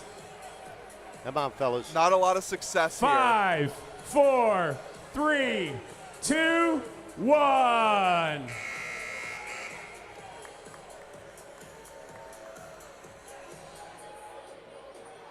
All right, we had Braden and Mason competing on tonight's Texas Roadhouse Cactus Blossom Cactus Toss. All right. We have 31 seconds left here in this game. Excuse me. Close. It's been a long day already. It's only halftime. We are 31 seconds away from half. Remember this, admission's free. You pay to get out in games like this. Yeah. We'll see if Townsend, they've got their deepest man at 10 yards. Things could get dicey if he's able to put this one well into the end zone. They'll get a return going. And he fumbles it, and it's going to be caught by 67, Keith Love. So the Ironmen offense will get It's a scrum. They can't get him down. They'll have one more opportunity for the Ironmen offense here. Well, and it looked like the ball was kicked outside of the playing area. A couple fans knocked it back in. Well, let's take a look at the replay. Did it? No, I think they put their hands out, but I think it hit right on the top of the board. On the top of the board? Yep. So the Ironman offense will get one more chance here. 17 seconds left. They do have all 3 timeouts. Another turnover. Another turnover. That one a fumble for the Blitz.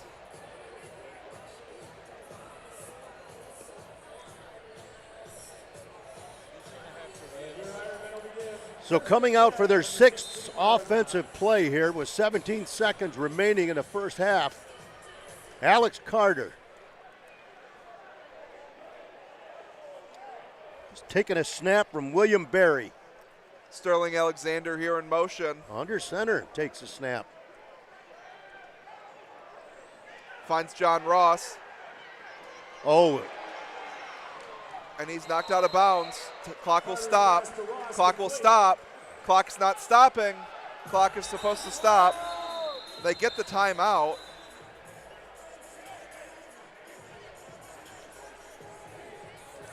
Looks like they're going to be putting 3 seconds back on the clock.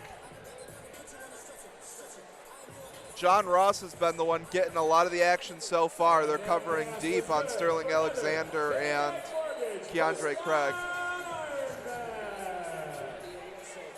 So 3 seconds left here in the half. 5'10", 190 pounds. During the last minute of play in each half, timing rules are different. This runner was tackled and went out of bounds. The clock should have stopped at 10 seconds. Please reset it to 10, and we are all set. All right, so we'll add even more time here to the clock. So we'll see Tyler Bruce and Sterling Alexander to the bottom of the screen. Looks like Keandre Craig will also line up, so all 3 receivers will head to the bottom of the screen. And they'll pass. And it's caught. It was deflected away and then caught by Keandre Craig. That will make it 48-0 for the Ironmen. How about Keandre Craig, 6'5". 6'5". You know he's going to come down with that ball when the defender covered him was about 5'5". Yep. Spent some time at Northern Michigan. We actually went to Northern Michigan together for a couple of years before he ended up transferring to Ferris State. I transferred to Michigan State, but we were both Wildcats during the 2015 year. Really? Yeah. Yep. You know, here's the amazing thing. The head coach up there, we used to coach at Michigan State. He just resigned, Kyle Nystrom. My son is coaching up there now. Oh, excellent. Yeah, so So there's another Coach Taylor? Yeah, keeping the name alive? Yeah, absolutely. That one is no good. Flag is down on the play, though. We'll see what the ruling is from our official, Todd Gearlings. Uh-oh, they're going to re-kick it, I think.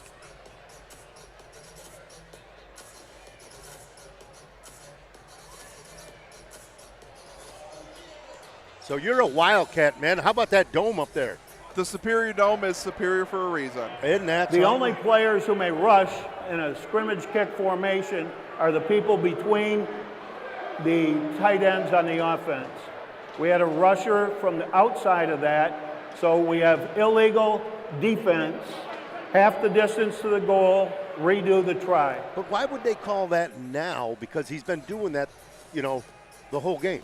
It's a good question, but I guess it's better to call it right eventually than just to continue ignoring it.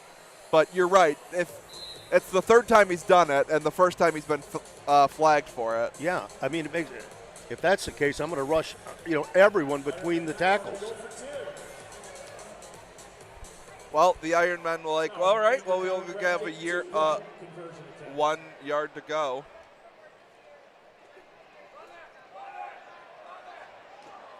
Incomplete, batted away on the try. Number 17, Matt Line. So 6 seconds left here in the first half. Your Ironmen lead 48-6. Wow, we're seeing some incredible things happen here. None crazier than the extra point attempt by Ohio. Don't let Woody Hayes see that. Oh, man. No, cause you want to know what he would do? He would go out there and he'd grab the holder by the face mask, and he'd punch him just like he did the Clemson guy. Yeah, there's no doubt. I don't understand what the thought process was. If I was a newspaper reporter, I would go right up to the holder or the kicker afterwards, and I would ask them, who designed that? Who put that particular formation? And tell me, go ahead and walk me through it. Because that's revolutionizing the game if it works. That is a perfect kick. It's like a fan from Fruit Court caught that ball.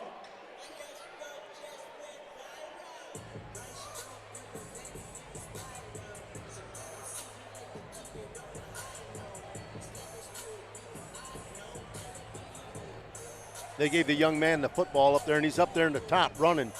He's so excited. He's got some speed on him. Look at that. He's running like Jim Baker did when he got the football from the Immaculate Reception. Oh, yeah. I'm good friends with him. Really? Yeah, Jim Baker. I had him on my radio show a couple times, and he's such a sweet guy. And Monday morning rolled around. He was 22 years old. He called Art Rooney of the Steelers and asked him, "Hey, I got this football. You guys should have it. All I want is 2 season tickets for next year." And Art Rooney told him no. Well, we don't want the football. And now that football, he's been offered way over $1 million for it. And Franco Harris and him became best friends over the course of time. But Franco wanted that ball in the worst way, when it initially happened. And for the next 10 years, Franco was on him about selling it. And then Franco kind of swung when he found out Baker wanted to save it for his grandkids. But, that's a great story. The other guy I had on was, remember the Joe Green commercial with the Coke? Yep. The little kid? Yeah. I've had him on my show. Interesting. Yeah. He What said, was the name of that show again? That's called My Legends. Okay. You know, it was John Russell and I. We had a show called Legends, and but we had some unbelievable, Trevor, people on that show like that. Yeah, you'll have to run some more by here in the second half because we're going to have. There's Uh-oh, the throw. uh-oh, It's uh-oh. Willie Shanks again. Shanks. It's going another in. pick six. It is 54-6 Ironmen. Willie Shanks with his second pick six of the game. Another pick six for the Ironmen. And that leads us another Legend Sports Bar touchdown.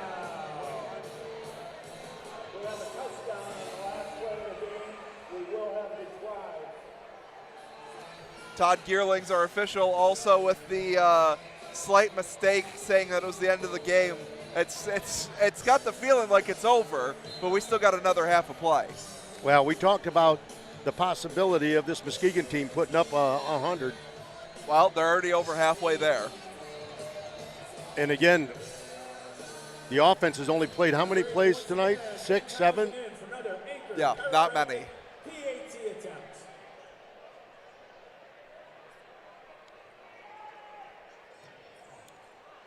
It's up and it's good. Townsend will make it 55-6 as we get ready to head to halftime. Folks, make sure you stay tuned. We'll have a bunch of interesting stuff going on here at halftime. Coach Taylor and I will be back just before the second half to get you ready to go with our second half of football. At halftime, your score, West Michigan 55 and the Ohio Blitz 6.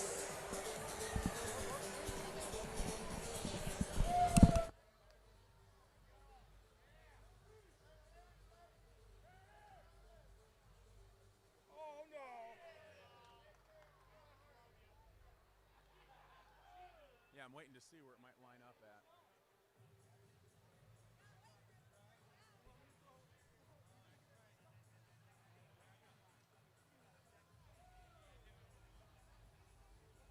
I see a camera down there. Where do you see it? Oh, over there. Okay.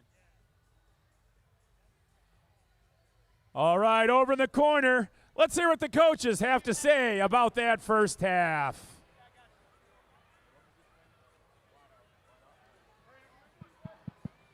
How's everybody doing tonight?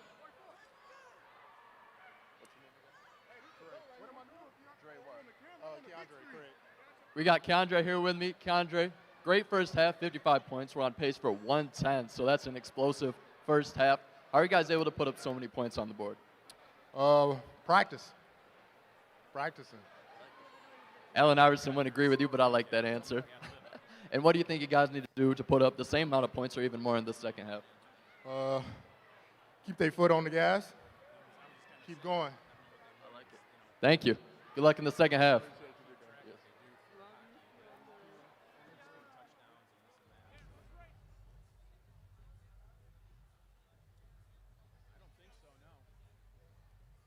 I should have the Sparks.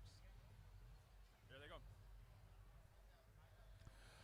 All right, Iron Nation. The Sparks are ready to begin their season at the Foundry. So before you grab those wings, let's give a rowdy welcome to the West Michigan Sparks. Before they perform, let's meet the ladies. Aubrey, Savannah, Haley, Morgan, Janelle, Tanya, and Chrissy. The Sparks are coached by Jen Smith. Ladies, the turf is all yours.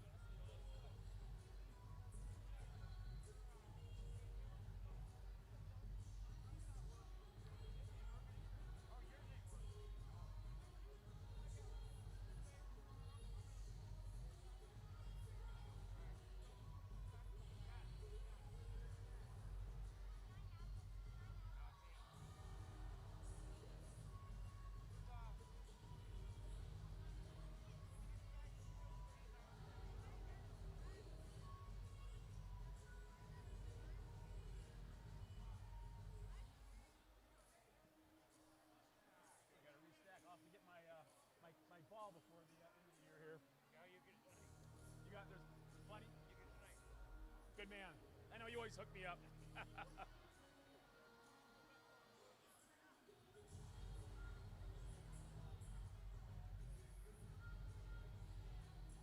So the first thing is the sports performance rehab video, right?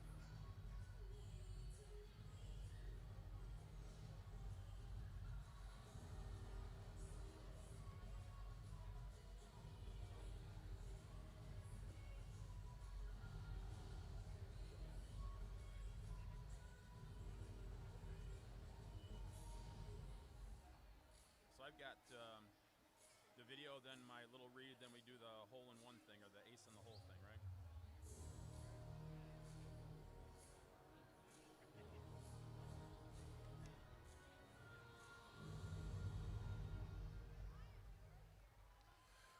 What do you say, Foundry faithful? Give it up for your West Michigan Sparks.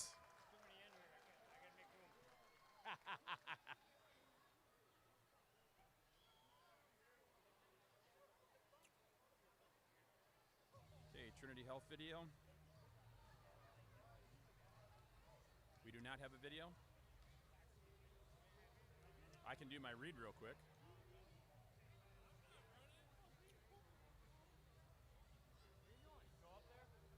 I'm just trying to get his attention. No, I'm not ready yet. I don't know if maybe they're just getting ready. We want me to do the read first? Read first? Okay. Remarkable care begins with the right physician. Visit trinityhealthmichigan.org/find a provider to start your search today. Video ready? Go video. When you want to be at the top of your game, you need the best training team behind you. And the best is right here in Muskegon at Trinity Health Sports Performance and Rehab. Training for every sport.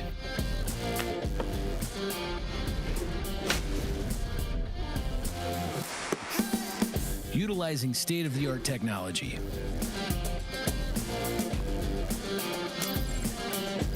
Physical therapists, athletic trainers, and strength coaches. We train everyone from students to weekend warriors and professional athletes. And if you're recovering from an injury, expert clinicians are here to get you back in the game. Let us help you be your best. Conveniently located next to the Trinity Health Arena. Trinity Health Sports Performance and Rehab, your healthcare MVP. Call us today at 231-672-6000.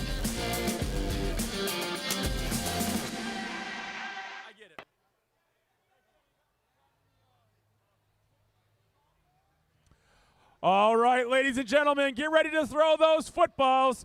Remember to throw the footballs, not your cell phones. But if you do throw your cell phone, visit Ace Communications for that cracked screen or all other repairs needed. Are we ready, Gavin? All right, here we go. 3, 2, 1. Throw those footballs. Here they go.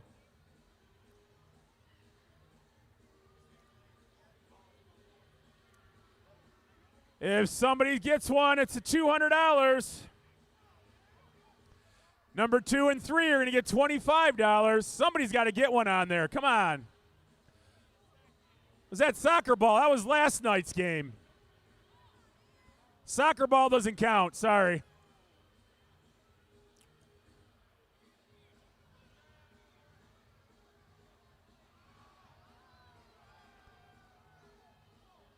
Looks like somebody's going to win something. Hi, Oscar. How are you? All right, it's starting to wind down here. Winding it down in 3, 2, 1. That's it. Hit the horn, hit the horn, hit the horn.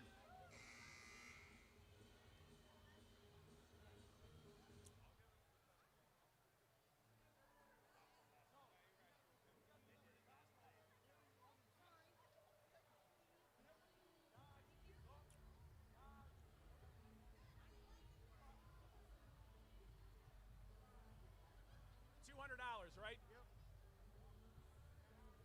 All right, here we go. For $200, we've got football number 184. 184. Head up to the team sales section behind the bullpen. Second and third place for 25. We've got ball number 36 and ball number 86. You've won $25. Again, congratulations. Head over to the team store behind the bullpen to claim your prize. Yeah. Thank you, Effie. Thank you, Ace Communications, for sponsoring tonight's Ace in the Hole.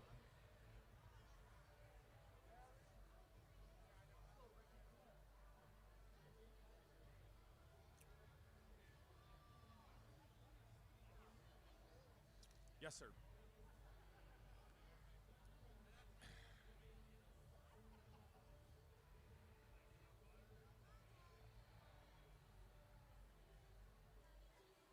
I've got 3. Oh, yeah, yes. 2 I see what you're saying. Yep. 2 videos, Legends read, then highlights, right? Yeah, absolutely. That makes sense. Good job, Gavin.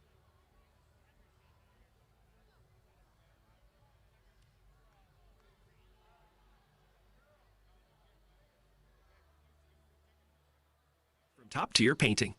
At Top Tier Painting, our painters are experts and only use the best paints available. They pay attention to detail and are always precise. That's why we're the best choice for top-tier homes.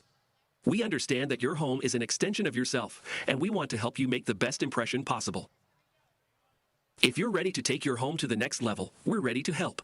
Call or text us today to get started. 231-903-4570.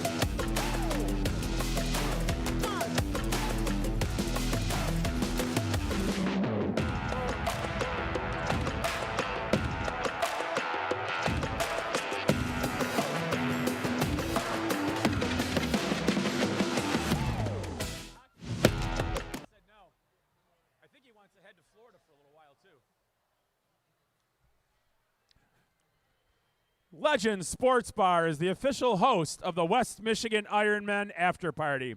After the guys sign autographs and shower, they will be headed across the street to a real sports bar with that legendary Muskegon sports feel. Swing over and order one of the Ironmen's signature drinks, the Effie Fiery Bull, or Coach Smith's drink, the Iron Strong Touchdown. Legends Sports Bar, the after party for your West Michigan Ironmen.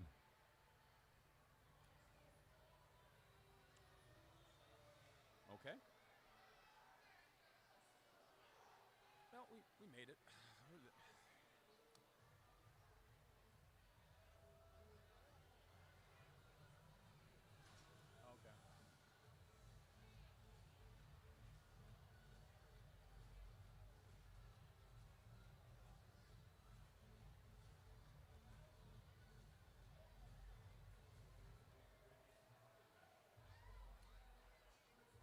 You guys are doing a great job tonight, man. Thank you.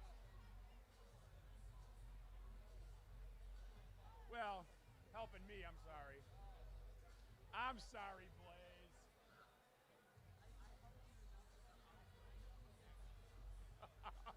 Wait, who helps who in hockey? Wait a second. Time out there. Let's put the brakes on. All right, Foundry faithful, check out the video board to see highlights from that exciting first half.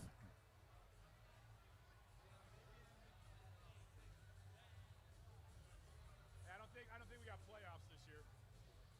They lost again last night. You know what was fun last night? The soccer game here last night was crazy. We won 12-5. It was wild in here. That was so much fun.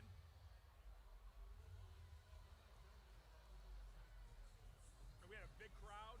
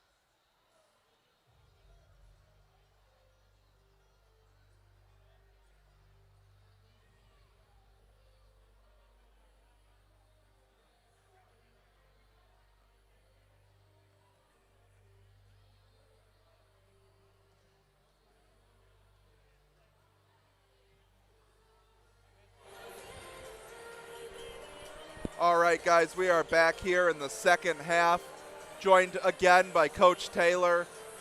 Things got a little out of hand a little quickly in the first half. The good news, so the Ironman offense wasn't on the field much. We might get to see a whole new offense now that the lead is what it is. Absolutely. And, again, when you look at the Ironmen right now in the game that they're involved with, it's a good thing. Nobody got hurt. Nope. Okay, didn't look like anybody took – I mean, there was some pretty good hitting in a couple of plays. I mean, we had a player get exited into the crowd upside down. Luckily he jumped back on the field. We've had some people take some shots against the board, but overall, everybody seems to be healthy coming to the second half. And again, the game is out of control score-wise, so we'll probably see some new faces, I imagine, Trevor, in the second half here. Yeah, I'd be interested because Alex Carter's a gamer, right? Like, he's not going to want to come out of the game, but at a certain point, if you get up 60 or 70 points, you're not going to want to put your number one out there and risk him getting injured. No, and when these guys go to practice, and practice as often and as hard as they do, at what point in time do you see opportunities to get these guys into the game? Yeah, that's true. And there's only one way. I mean, it's that mentality that coaches talk about, teams talk about, next man up. Well, you know what? It's always nice when you have a score like this to get that next man more experience. Yep, exactly. So let's talk about this wedding. That's what I want to say. Oh, you want to talk about we got a wedding coming up here in May. Yep, May 26th. Congratulations. I get to give the bride away. Kendall is going to be so excited when she sees me walk her down the aisle. Yeah, Kendall's going to be really surprised when she finds out, too.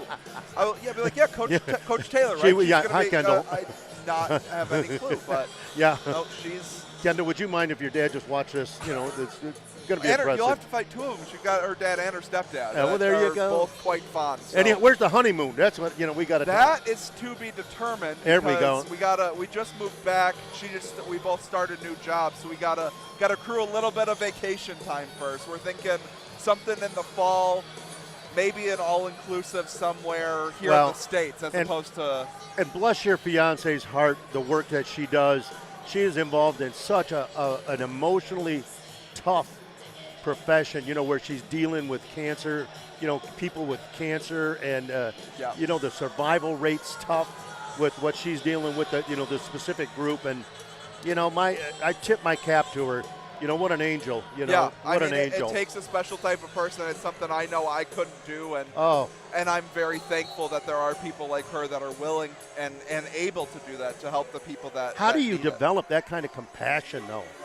I don't know. I'm still trying to. I think it's, it can be, she's mentioned it being, mentally tough because you create a bond with these patients. Absolutely. But I mean, the most physical part of my day, and it's consistent, is putting socks on.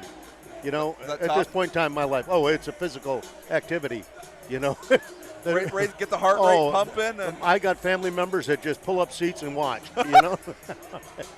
Oh, man. But anyway, I wish you and your fiance, the best of luck and congratulations. And I appreciate that, Coach. What a great going into a summer like this. Good for you guys. Yeah, we're looking forward to it. Good for you guys. So, it'll obviously be a lot of Ironmen folks there as well. These guys are like a second family to me. I've spent a lot of time, like I said, guys like Alex Carter, Derek Vandenbosch, D. White. I've known these guys for 6 years, this is the 6th year that I've been with them or known them. And so, these are guys that I really have a connection with. Well, and you let your wife know, my wife is actually in charge of hiring for the Cleveland Clinic. Okay. So when she's ready to take that administrative move, I'll keep that in mind. Hey, Coach, we can make a phone call and see if we can, we got to get an arena team in Cleveland then, and then maybe we can really make the move. There you go. Townsend with the kick. It's going to go off the wall, and ball off the wall, ball dead. I think it hit the runner or hit the return man in the helmet before it went anywhere. Let's see what the ruling is. The ball is out of bounds. First down. Fans, please. Some fans nearby displeased with that call. Obviously, the police are on him right now, so yep. He won't bother the broadcast anymore. Hey, it looks like a CatchMark employee. While the sponsorship they provide for us, I guess, gets a little bit more leeway from the security around. Yeah, here. dollar bill. Look at this. I got my. Yeah, sure. One of those Ginsu knives we're in the shop that I thought they were. All right. First possession of the second half for the Blitz.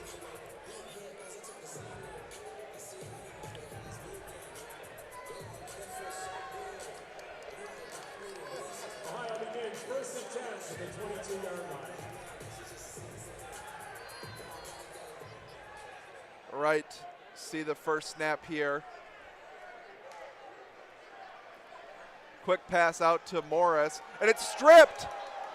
Ball's loose and recovered. Derek Vandenbosch with the strip, and the Ironmen offense will get their first opportunity quickly here in the second half. I think he stripped it and recovered it, didn't he, Trevor? Trevor? Yeah. What a great play. Well, we talked about him in the pregame about what kind of a player was he, especially a sure tackler and in the open field, and he displayed that right there. Yeah, and that's the last thing that the Blitz wanted to see. You got a late touchdown in the first half to make it a bit more respectable, and you have decent field position to start off the second half, and you immediately give the ball away to the Ironmen. So we'll see. Alex Carter, looks like a majority of the starters will be out there for this possession. Rudy Costin in at running back, Tyler Bruce at wide receiver.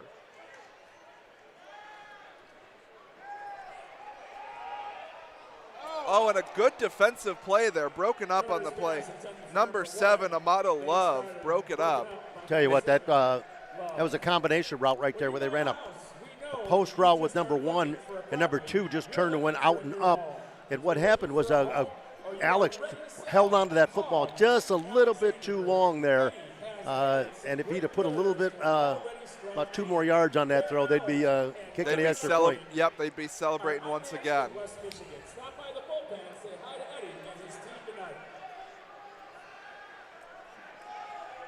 Throw for Bruce, broken up.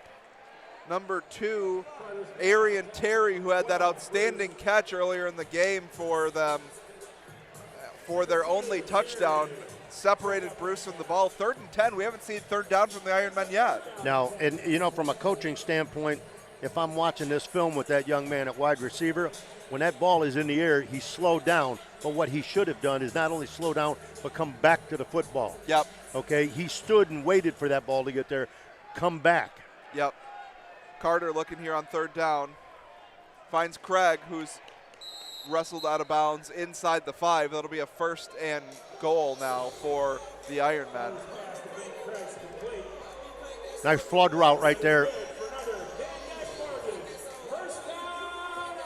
Alex was patient, had great time in the pocket, great protection, found the post corner route.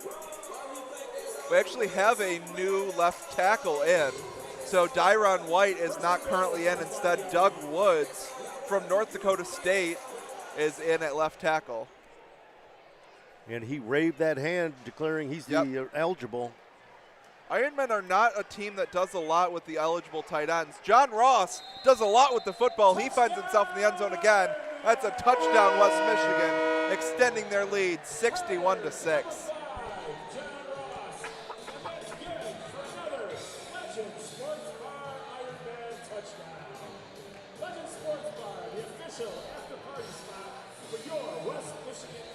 Four offensive plays for 22 yards and a John Ross score.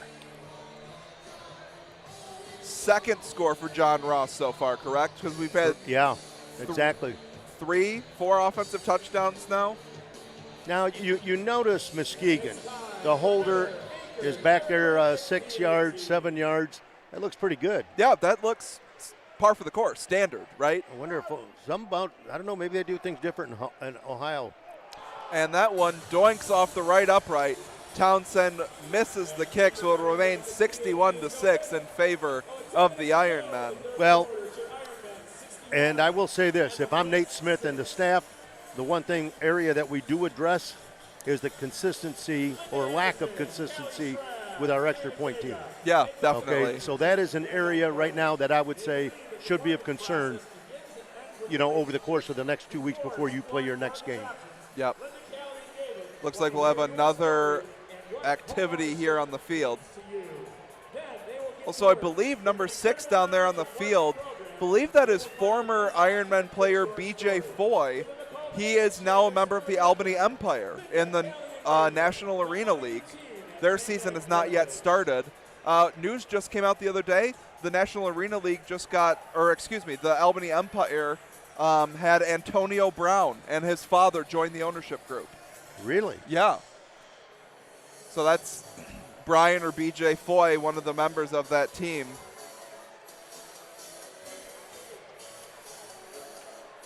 Here, a former Ironman player where he got his start.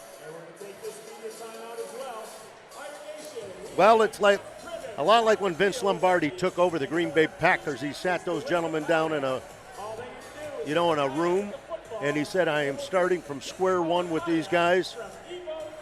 And he stood in front of them and held up a football, and he went, "Gentlemen, this is a football." And Roy Kramer said, "Coach, can you slow down?"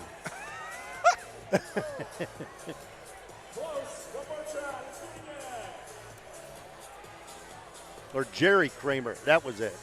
Okay. Roy Kramer was the old football coach up at Central Michigan. Oh, just short there. Fan on the field trying to win a kayak.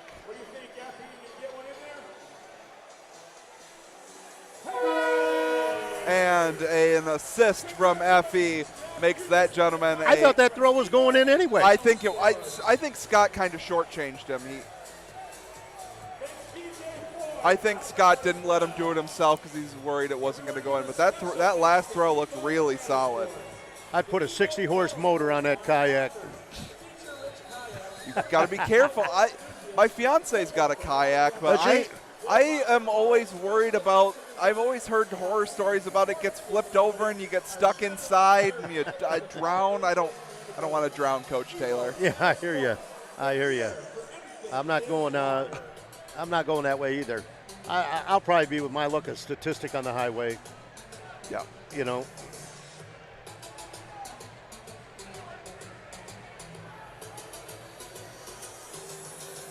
we'll have Ben Townsend back to kick it off, 61-6 in favor of the Ironmen. You really got to ask yourself, Trevor, how much do you think this Ohio team has practiced together? I would guess no more than 3 times.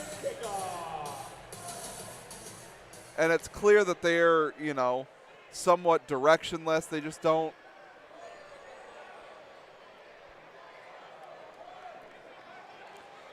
And he gets out of the end zone. He's got some space, but Jamal Abbey will track him down. He'll get out to the 8-yard line.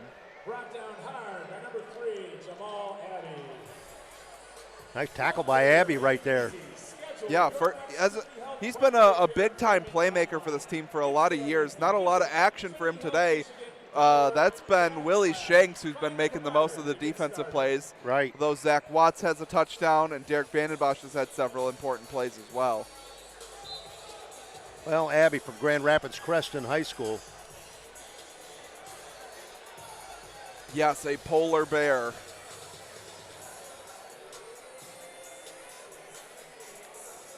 Tracy Lewis right now, the on-field coach for the Muskegon team. Yep, giving Ironmen. Coach Tanis a moment on the sidelines. Tracy Lewis is coach here with with Muskegon High School. The Big Reds. Yep. Yeah, if there's a football around the area, he's usually there.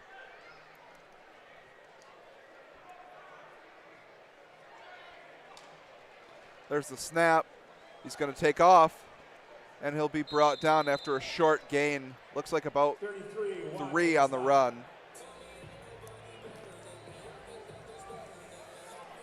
It's Darius Gordon, who, after about the first 2 series, has taken over at quarterback. Yeah, I wonder what was up with that. Yeah, I don't know. 18 was out there for the first couple of drives, and it clearly did not go the way they hoped. They've looked a bit more competent under Gordon, but obviously still well outmatched.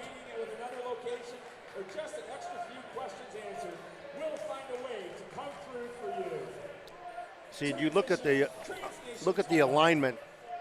You know, when you look at both cornerbacks are sitting here about 9 yards off the line of scrimmage. Oh, and Ryan Armstrong slings him down. What a tackle. Aaron Hudson, not a fan of that one, I'm sure.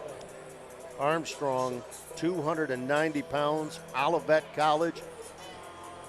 He got his hands on that jersey and just threw him. Yeah.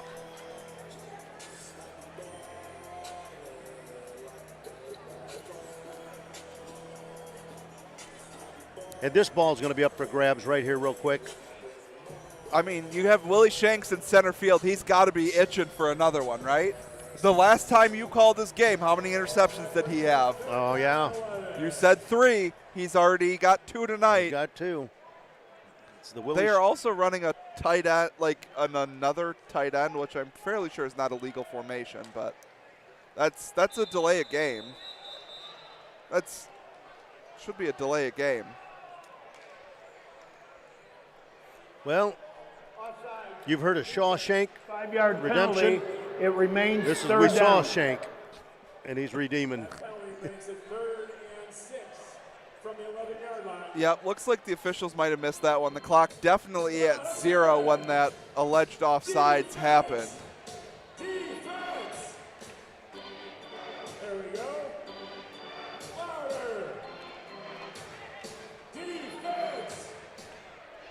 So 3rd and 6 here for the Blitz. Faking the handoff, throwing it deep. And he's wide open. Jamal Abbey got beat on that play. Number 12, Shannon Morris with a huge play. Abbey's coming up a little bit lame.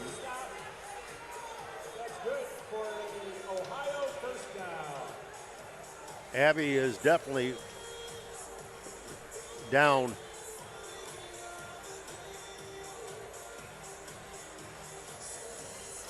So he'll run off. Raheem Stokes will come back on. How about that? 3rd down and 6.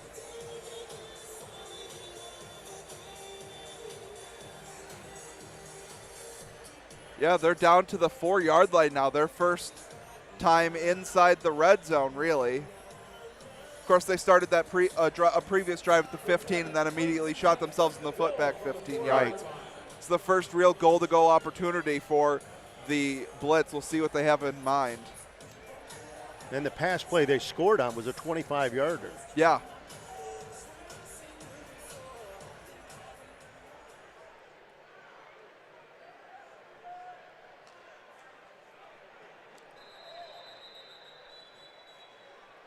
Flags on the field.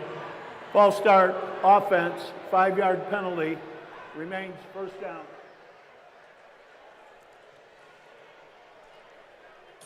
I don't understand. You get down to the red zone. You know your offense has not practiced that much together. You don't take chances by going on long counts then. I don't get it. It doesn't. Conventional wisdom would not have you operate that play that way. And maybe it's the center can't hear. I'm not sure. He's had several things, and I can't imagine that those were all on 2, right? Like, maybe that's their default. I don't know, but it seems like there's been a lot more issues than there have been not. And it's stripped away. Taken away. Keith Love. He's rumbling. He's stumbling. He's bumbling. He will go all the way. Keith Love. Touchdown, Ironmen.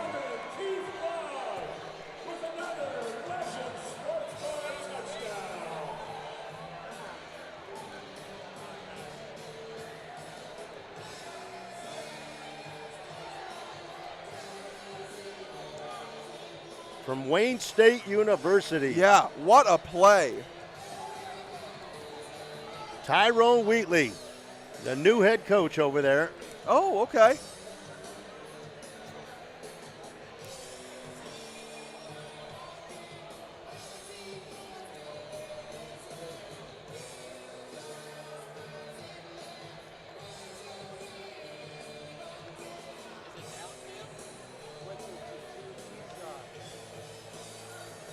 So they'll go for 2 here for the Ironmen to make it 69-6. We're going for a 2-point Iron Anchor Chiropractic PAT.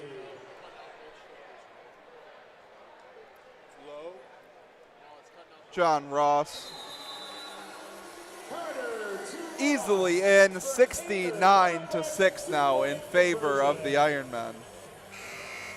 And again, right down there in the red zone, a penalty and then disaster. Yep.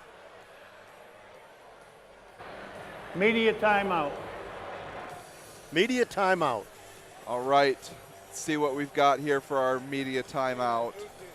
All right, fans, I hope you're sitting next to someone you love. Oh. Or someone you like, or at least someone who hasn't been eating onions. That's right. It's time for tonight's Kiss Cam. Who do we have? Hey, how about you guys? The kiss cam going on. There it is. Okay, that's good. Okay, who's next? How about you guys? Oh, your first date. How nice. Who's next? Yeah, Kiss. It's the Kiss Cam. Oh, my goodness. There's an elbow shot. That's my wife. Wait a second. Let's hope that camera stays away from up here. We got to get a couple of Ohio Blitz players on there. That's the classic, right? Yeah, aw, isn't that nice? And a little cheers to go with it. There's another couple. Don't be surprised. Okay, that's enough.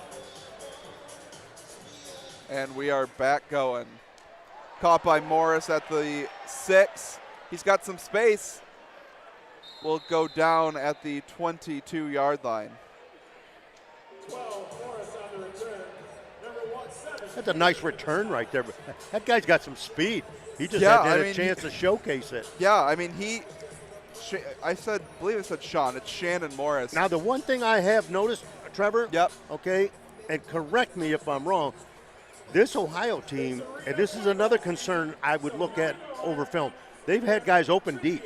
Yeah, I mean, and specifically Morris, number 12, beat Jamal Abbey on the last drive to get them down there. But they've had guys open deep that they just didn't get the ball to them. Right. But I'm like, we can't Well, be and you see the Ironmen, they're playing guys at 10 yards no matter what. There's no shape to their defense. It's our guys are at 8 yards and we're going to make plays from here. Okay, we got the starting quarterback back in. Okay. Interesting choice because their offense looked much better with their previous quarterback. He's going to run, and he'll be taken down quite quickly. 18 on the carry, 33, Zach Watt on the stop.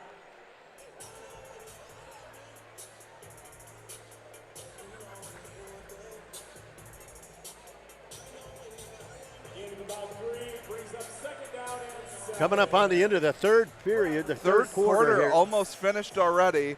Ironmen are going to be up against it if they want to hit the century mark, although I don't think, if you ask Coach Smith, that's not even on his radar of something they're trying to accomplish. No. But I'll tell you what, this Ironman defense has outscored the offense 2-1. Yeah, they've been maybe outstanding. 3-1.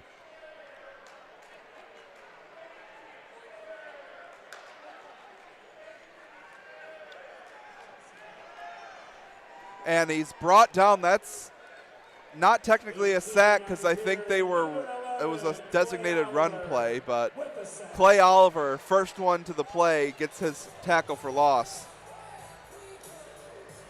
Will bring them back to 3rd and 11 now.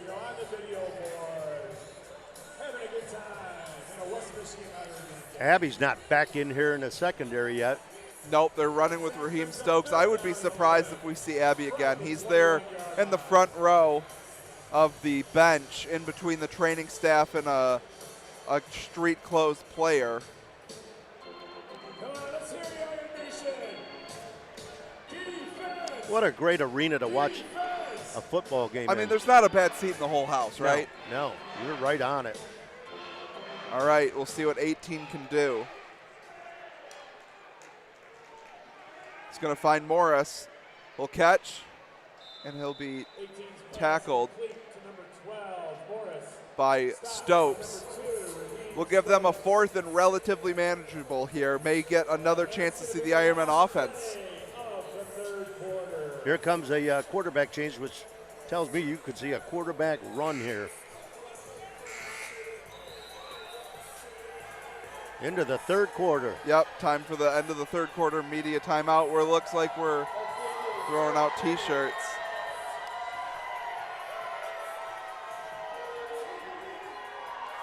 Hope they bring that T-shirt cannon back out.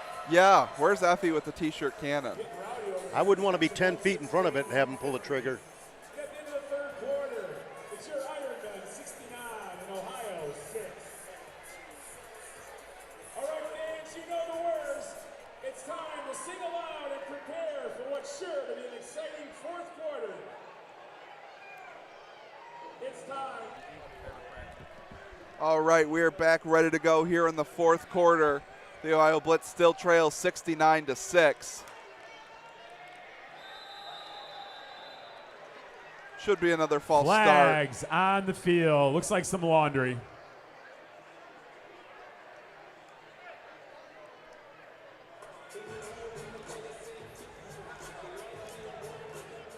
Offsides defense. 5 yards gives us a first down. And a first down on penalties. Maybe they're not playing well because of the jerseys. Well, it's unfortunate they were lost in transit here.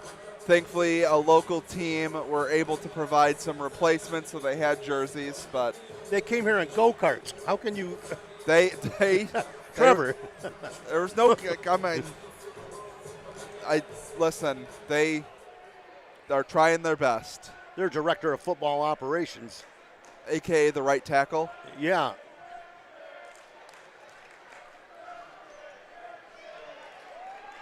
Handoff to 7 goes absolutely nowhere. Ryan Armstrong with the big tackle once again. You know, they're running a slanting, angling, what we call slant and angle front right now defensively, and Armstrong plays that great.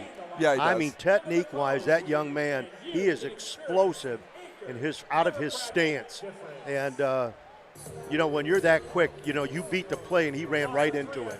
I was going to say, nobody, if he wants to have an explosive first step to get past you, you're not going to stop him. He is. I'll tell you what, he's just trying to get some work in tonight. You can tell that.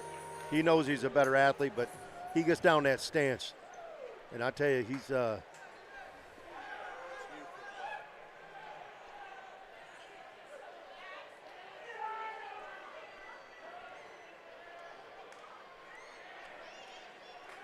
thrown up and out of play. LJ Buter, the closest man to it. A fan takes a tumble, but he's not going to lose his opportunity to get that football. Except he did lose the opportunity. He went after it and didn't get it. Unfortunate for that fan. 3rd and 13 here for the Blitz.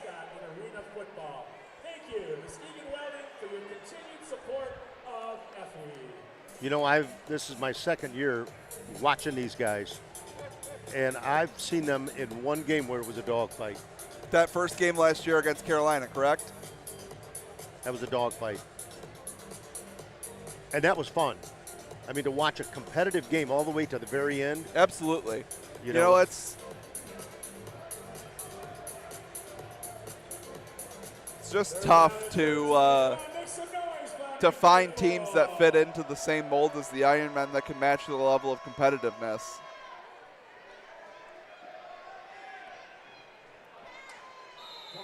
Sidearm attempt there intended for Morris, incomplete. It'll be 4th and 13 now. Well, again, I give the quarterback right there, I give him some credit extending the play outside of the pocket, rolling to his right. And he wasn't going to run anywhere, but he did extend the play. Yeah, he made an effort. He gave the team an opportunity, but unable to make it happen.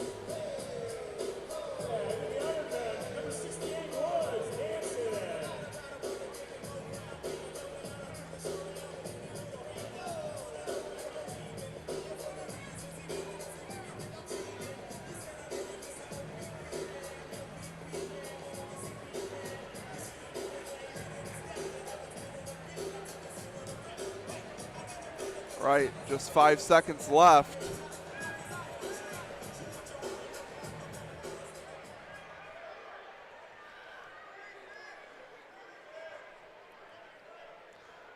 The clock went to 0. They tried to call a timeout. Then someone reset it, and they were just playing anyways. Okay. Throw. It's picked off. Willie Shanks. Oh, no. He couldn't get his third pick six, but coach, at this rate, Willie Shanks is going to average 12 interceptions or 3 interceptions a game. He's going to have 12 this year because every time you're in the building with Willie Shanks at DB, he's going to get 3 picks, it sounds like. You know, he's the leading receiver in tonight's game, and he's playing defense. Yeah. Let's see. It looks like our first time getting to see Danny Hugan II, quarterback from Alma College. Alex Carter's night looks to be done. Camden Farrell going to be at the bottom of the screen at wide receiver. Sterling Alexander will be in motion. Tyler Bruce, the other receiver. Why would Willie Shanks not throw him? I mean, it's one-on-one, and he's got the whole right side open. He just ran over the guy. I think he wanted to prove a point to him. Snap was bobbled. Hugan, oh my goodness, the wheels! His first snap as an Ironman is a touchdown. Congratulations, Danny Hugan II.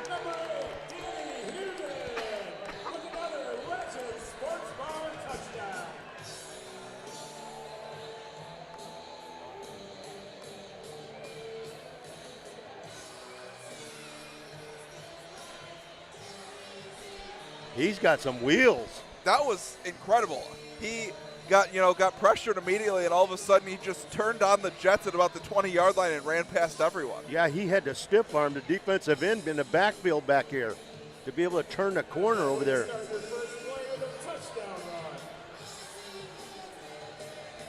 75-6 now is your score.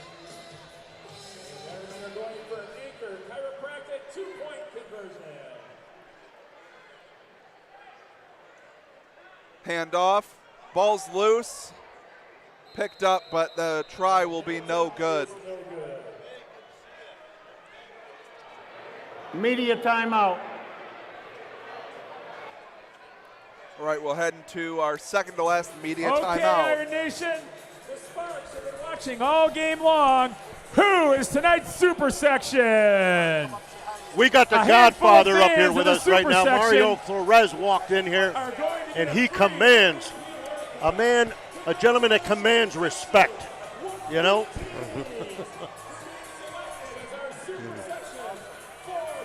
Good to see Mario here. What a great, gotta love Mario. You know, he's the eighth wonder of the world. Truly. He may not be in a class by himself, Trevor, but it sure doesn't take long to take roll. Oh, man.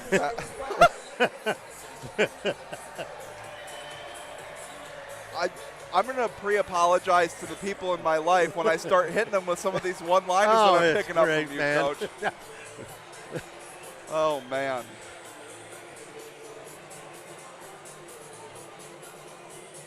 Well, it is 75-6 after the failed two-point try. 8 minutes, 18 seconds left here in the game. Is it doable? Can we hit the century mark?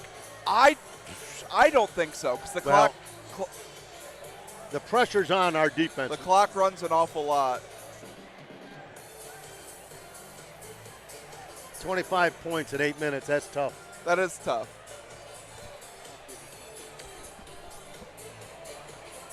We're seeing a lot of new numbers on the field right now. Yeah, definitely. Everybody's looking for their chance to make a play defensively.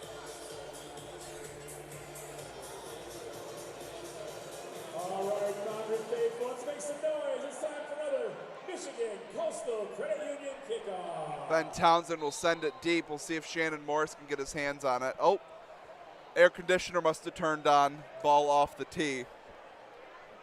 Breeze from the tunnel must have been.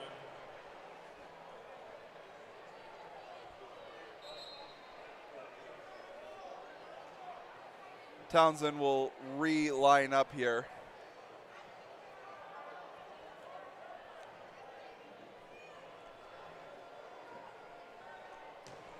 Low line drive once again. Going to be collected by Love. He's got some space.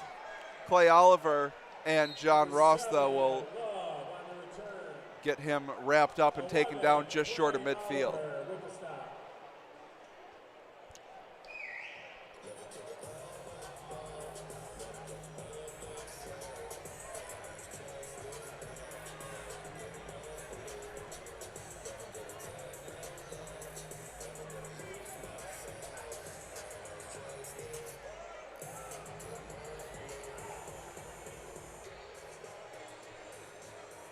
Yeah, I'll tell you what. This is, again, it is what it is. The players have no control over who their opponents are. Right. They just have to be responsible enough to get themselves ready physically and mentally for every game. And the thing is, you've got to play hard. You don't want to take a chance at an injury because you're not going 100%. Right. There really wasn't any moments of that either. The Ironmen stayed pretty locked in. The only thing that I can, and the coaches are going to see things different. If you watch this game on film, you'd pick up on things that you won't see from up here. And the only thing that really stood out to me as a big miscue from the Ironmen was Jamal Abbey letting Morris get behind him for that big play that set them up for what could have been another score. Ultimately, it was not, but...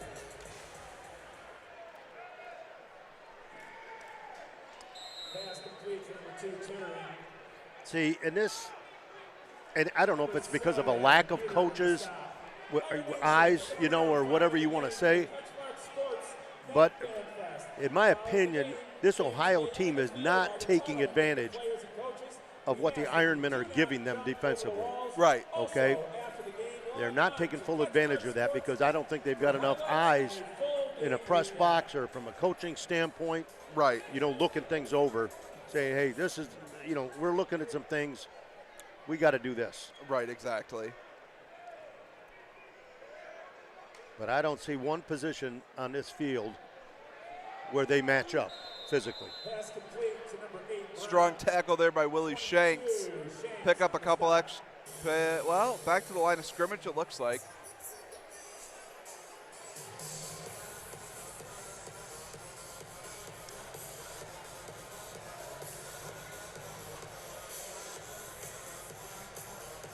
See, they run that same play right there to the short side of this field. Yep. Because the ball's on the hash right there, and the outside linebacker is able to make that. He's able to get there quicker than the defensive back. Right, exactly. Thrown deep and incomplete. 4th and 6 will come up here. We're approaching 5 minutes left here in the fourth quarter. Ironmen leads 75-6. That 6 that Ohio scored, though, for those that didn't see it, it will probably end up in a highlight video or something somewhere. Was an outstanding, like you mentioned, Coach, it was a twofold outstanding play. Jamal Abbey got up and made a great deflection that just happened to go right into the arms of a guy streaking behind. And he was beat deep on that. Yeah, absolutely. Yeah, I would say Coach Tanis and that defensive staff, let's look at how many guys they had running around defensively behind us back there. We got to keep these guys in front of us. Right. Well, the number one rule for a defensive back, don't get beat deep. Right, exactly. Do not get beat deep. That's the number one rule. Oh. Big hit there, and he'll be just short. It will be a turnover on downs.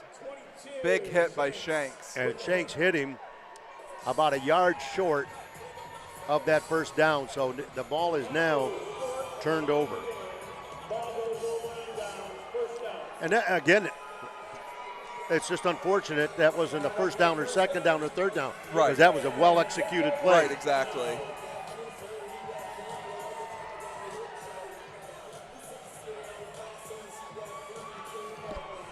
This will be the third possession for the Ironmen in the second half here. Really. Cardi got one of those. They scored with John Ross, I believe. And then Danny Hugan came in, and he took that first snap of his Ironman career to the house.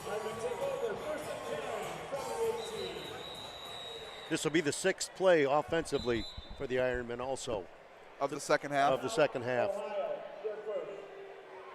Timeout here from the Blitz. Third possession, sixth play. Pretty impressive numbers. Want to give a shout out here. We got Mario Flores is the president owner of the Ironmen. And Trevor, general manager. Yes, sir. How about that title? Not too shabby. Huh? That's pretty good. Appreciate that, Coach. That's pretty good. We got Gavin DeVries, game day operations. David Cadena, fan experience. That's a job I want. You'd be great. Oh, I just want to hold that. That's called being a people person. I want to hold that T-shirt, shooting gun. I'd like to take that to a couple family reunions. Scott Niswanger, team operations. We got a coaching staff here. Nate Smith, Terry Mitchell, Joe Tanis, Tracy Lewis, Damian Gregory, and Bryce Belter. Yep. Nice. All right. Oh, went for the quick. Went for the quick pass to Farrell. A little miscommunication on the play there.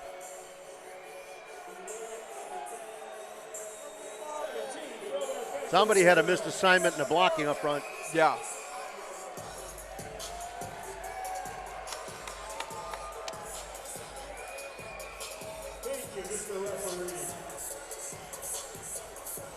Right. See what Hugan can do here on this play. Get that quick pass out to Farrell. There's and a he'll first run down. over his first guy. First catch for Camden Farrell. The Fruitport High School graduate. And again, you know, we're talking about assessing and evaluating personnel. He's a second string wide receiver. Why am I going to give him a 10-yard cushion as a defensive back? Well, maybe, listen, they haven't watched film, but if they watch film, dude can sprint. If you don't, like,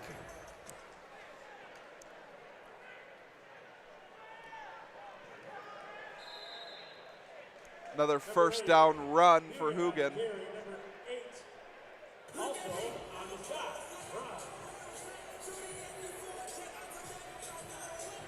Second down and about 3 here for the Ironmen.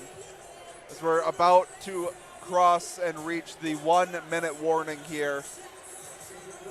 I'll tell you what, this backup quarterback, Alex Carter. Yep. I like him. I think he's got a great game for the indoor game, right? I do too. He's got good feet.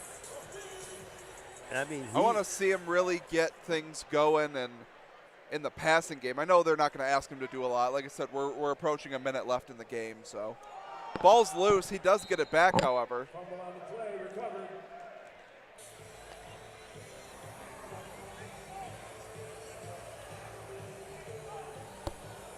Danny Hugan went to Alma College. Yeah, doing a great job. Wonder where he went to high school. That I don't know, but. Now I'll tell you a good story. Okay, we got 1 minute left. In Michigan, we had a young man back there in camp. We're at camp maybe 3 days. Yep. Young man goes back and says, Coach, we're going to do punt returns that day. Can I return punts? Absolutely. Come on in here, young freshman. Comes in. We're doing this live in a stadium. Yep. The ball gets punted, goes right through his hands, rolls about 8 feet away, and he's standing there mad because he dropped it. He didn't jump on it? No. So here's 18 guys running down the field jumping on it, and he's standing there mad. We said, you need to go. You see those wide receivers down there at the other end of the field? Go down there with those guys and don't ever come back here again because the guy that's carrying that yardstick, Schembeckler, down there, he ain't going to fire me because you're not going to jump on that football. Right. The next year comes around, the kid says, can I try and return punts again? Absolutely, come on in here. And he goes, I know what to do if I fumble it. Right? Yeah. Okay. Guess who the kid was? Who? Desmond Howard. Really? Well, it's safe to say you learned from that mistake. Hey, but to this day, he goes, hey, Coach Harris, and you guys threw me out of the drill. And then he comes back, be a Super Bowl MVP, Heisman Trophy winner. I was going to say he returned a kick for a touchdown in the Super Bowl, and he goes, right? And you guys threw me out, wouldn't let me do it, Well, how about that story? that's pretty good.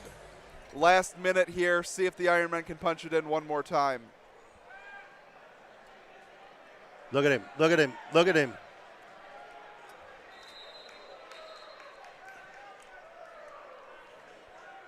You got time. Yep, clock will stop now on every out-of-bounds play, so. Boy, he makes it look easy, though, doesn't he? Yeah, he does. Makes it look easy. Trevor, it was a pleasure working with you. I wish you the best of luck. I hope we have an opportunity to work together again.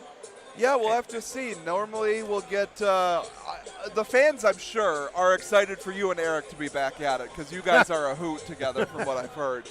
But, if the opportunity presents itself, I'll be honored to work with you again, Well, Coach. you're my agent, so if you pull some strings here. And Yeah, absolutely. You tell me what you need. just look at him, look at him, look at him. Cut it back. And he's in.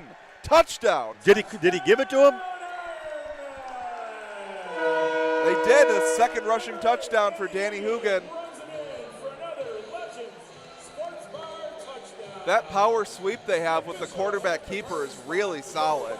Get the running back out in front, offensive lineman, any receivers down there blocking. He tight roped the wall and was able to sneak in. Oh, he did a nice job over there. Yeah, because especially here in the any forcible contact into that wall would have blown the play dead, and he was able to tight rope and sneak through and find his way into the end zone. Are they letting the clock just run out? Yep. So the final's going to end up being 81 to 6. And that will do it. Your West Michigan Ironmen win. All right, guys. That is going to wrap it up here for us here in Muskegon. My name is Trevor Kozlowski, joined by Coach Taylor. The next Ironman game is March 18th here at the Foundry Trinity Health Arena. We still look forward to you guys tuning in. Big shout out to our main sponsors, Van Dyke Mortgage, Michigan Coastal Credit Union, Trinity Health, of course, and CatchMark Technologies, who make this live stream possible. Thank you guys all so much. We look forward to seeing you again here in a couple weeks. Have a great night. Now I will not fumble a bag. Act like you know how this goes.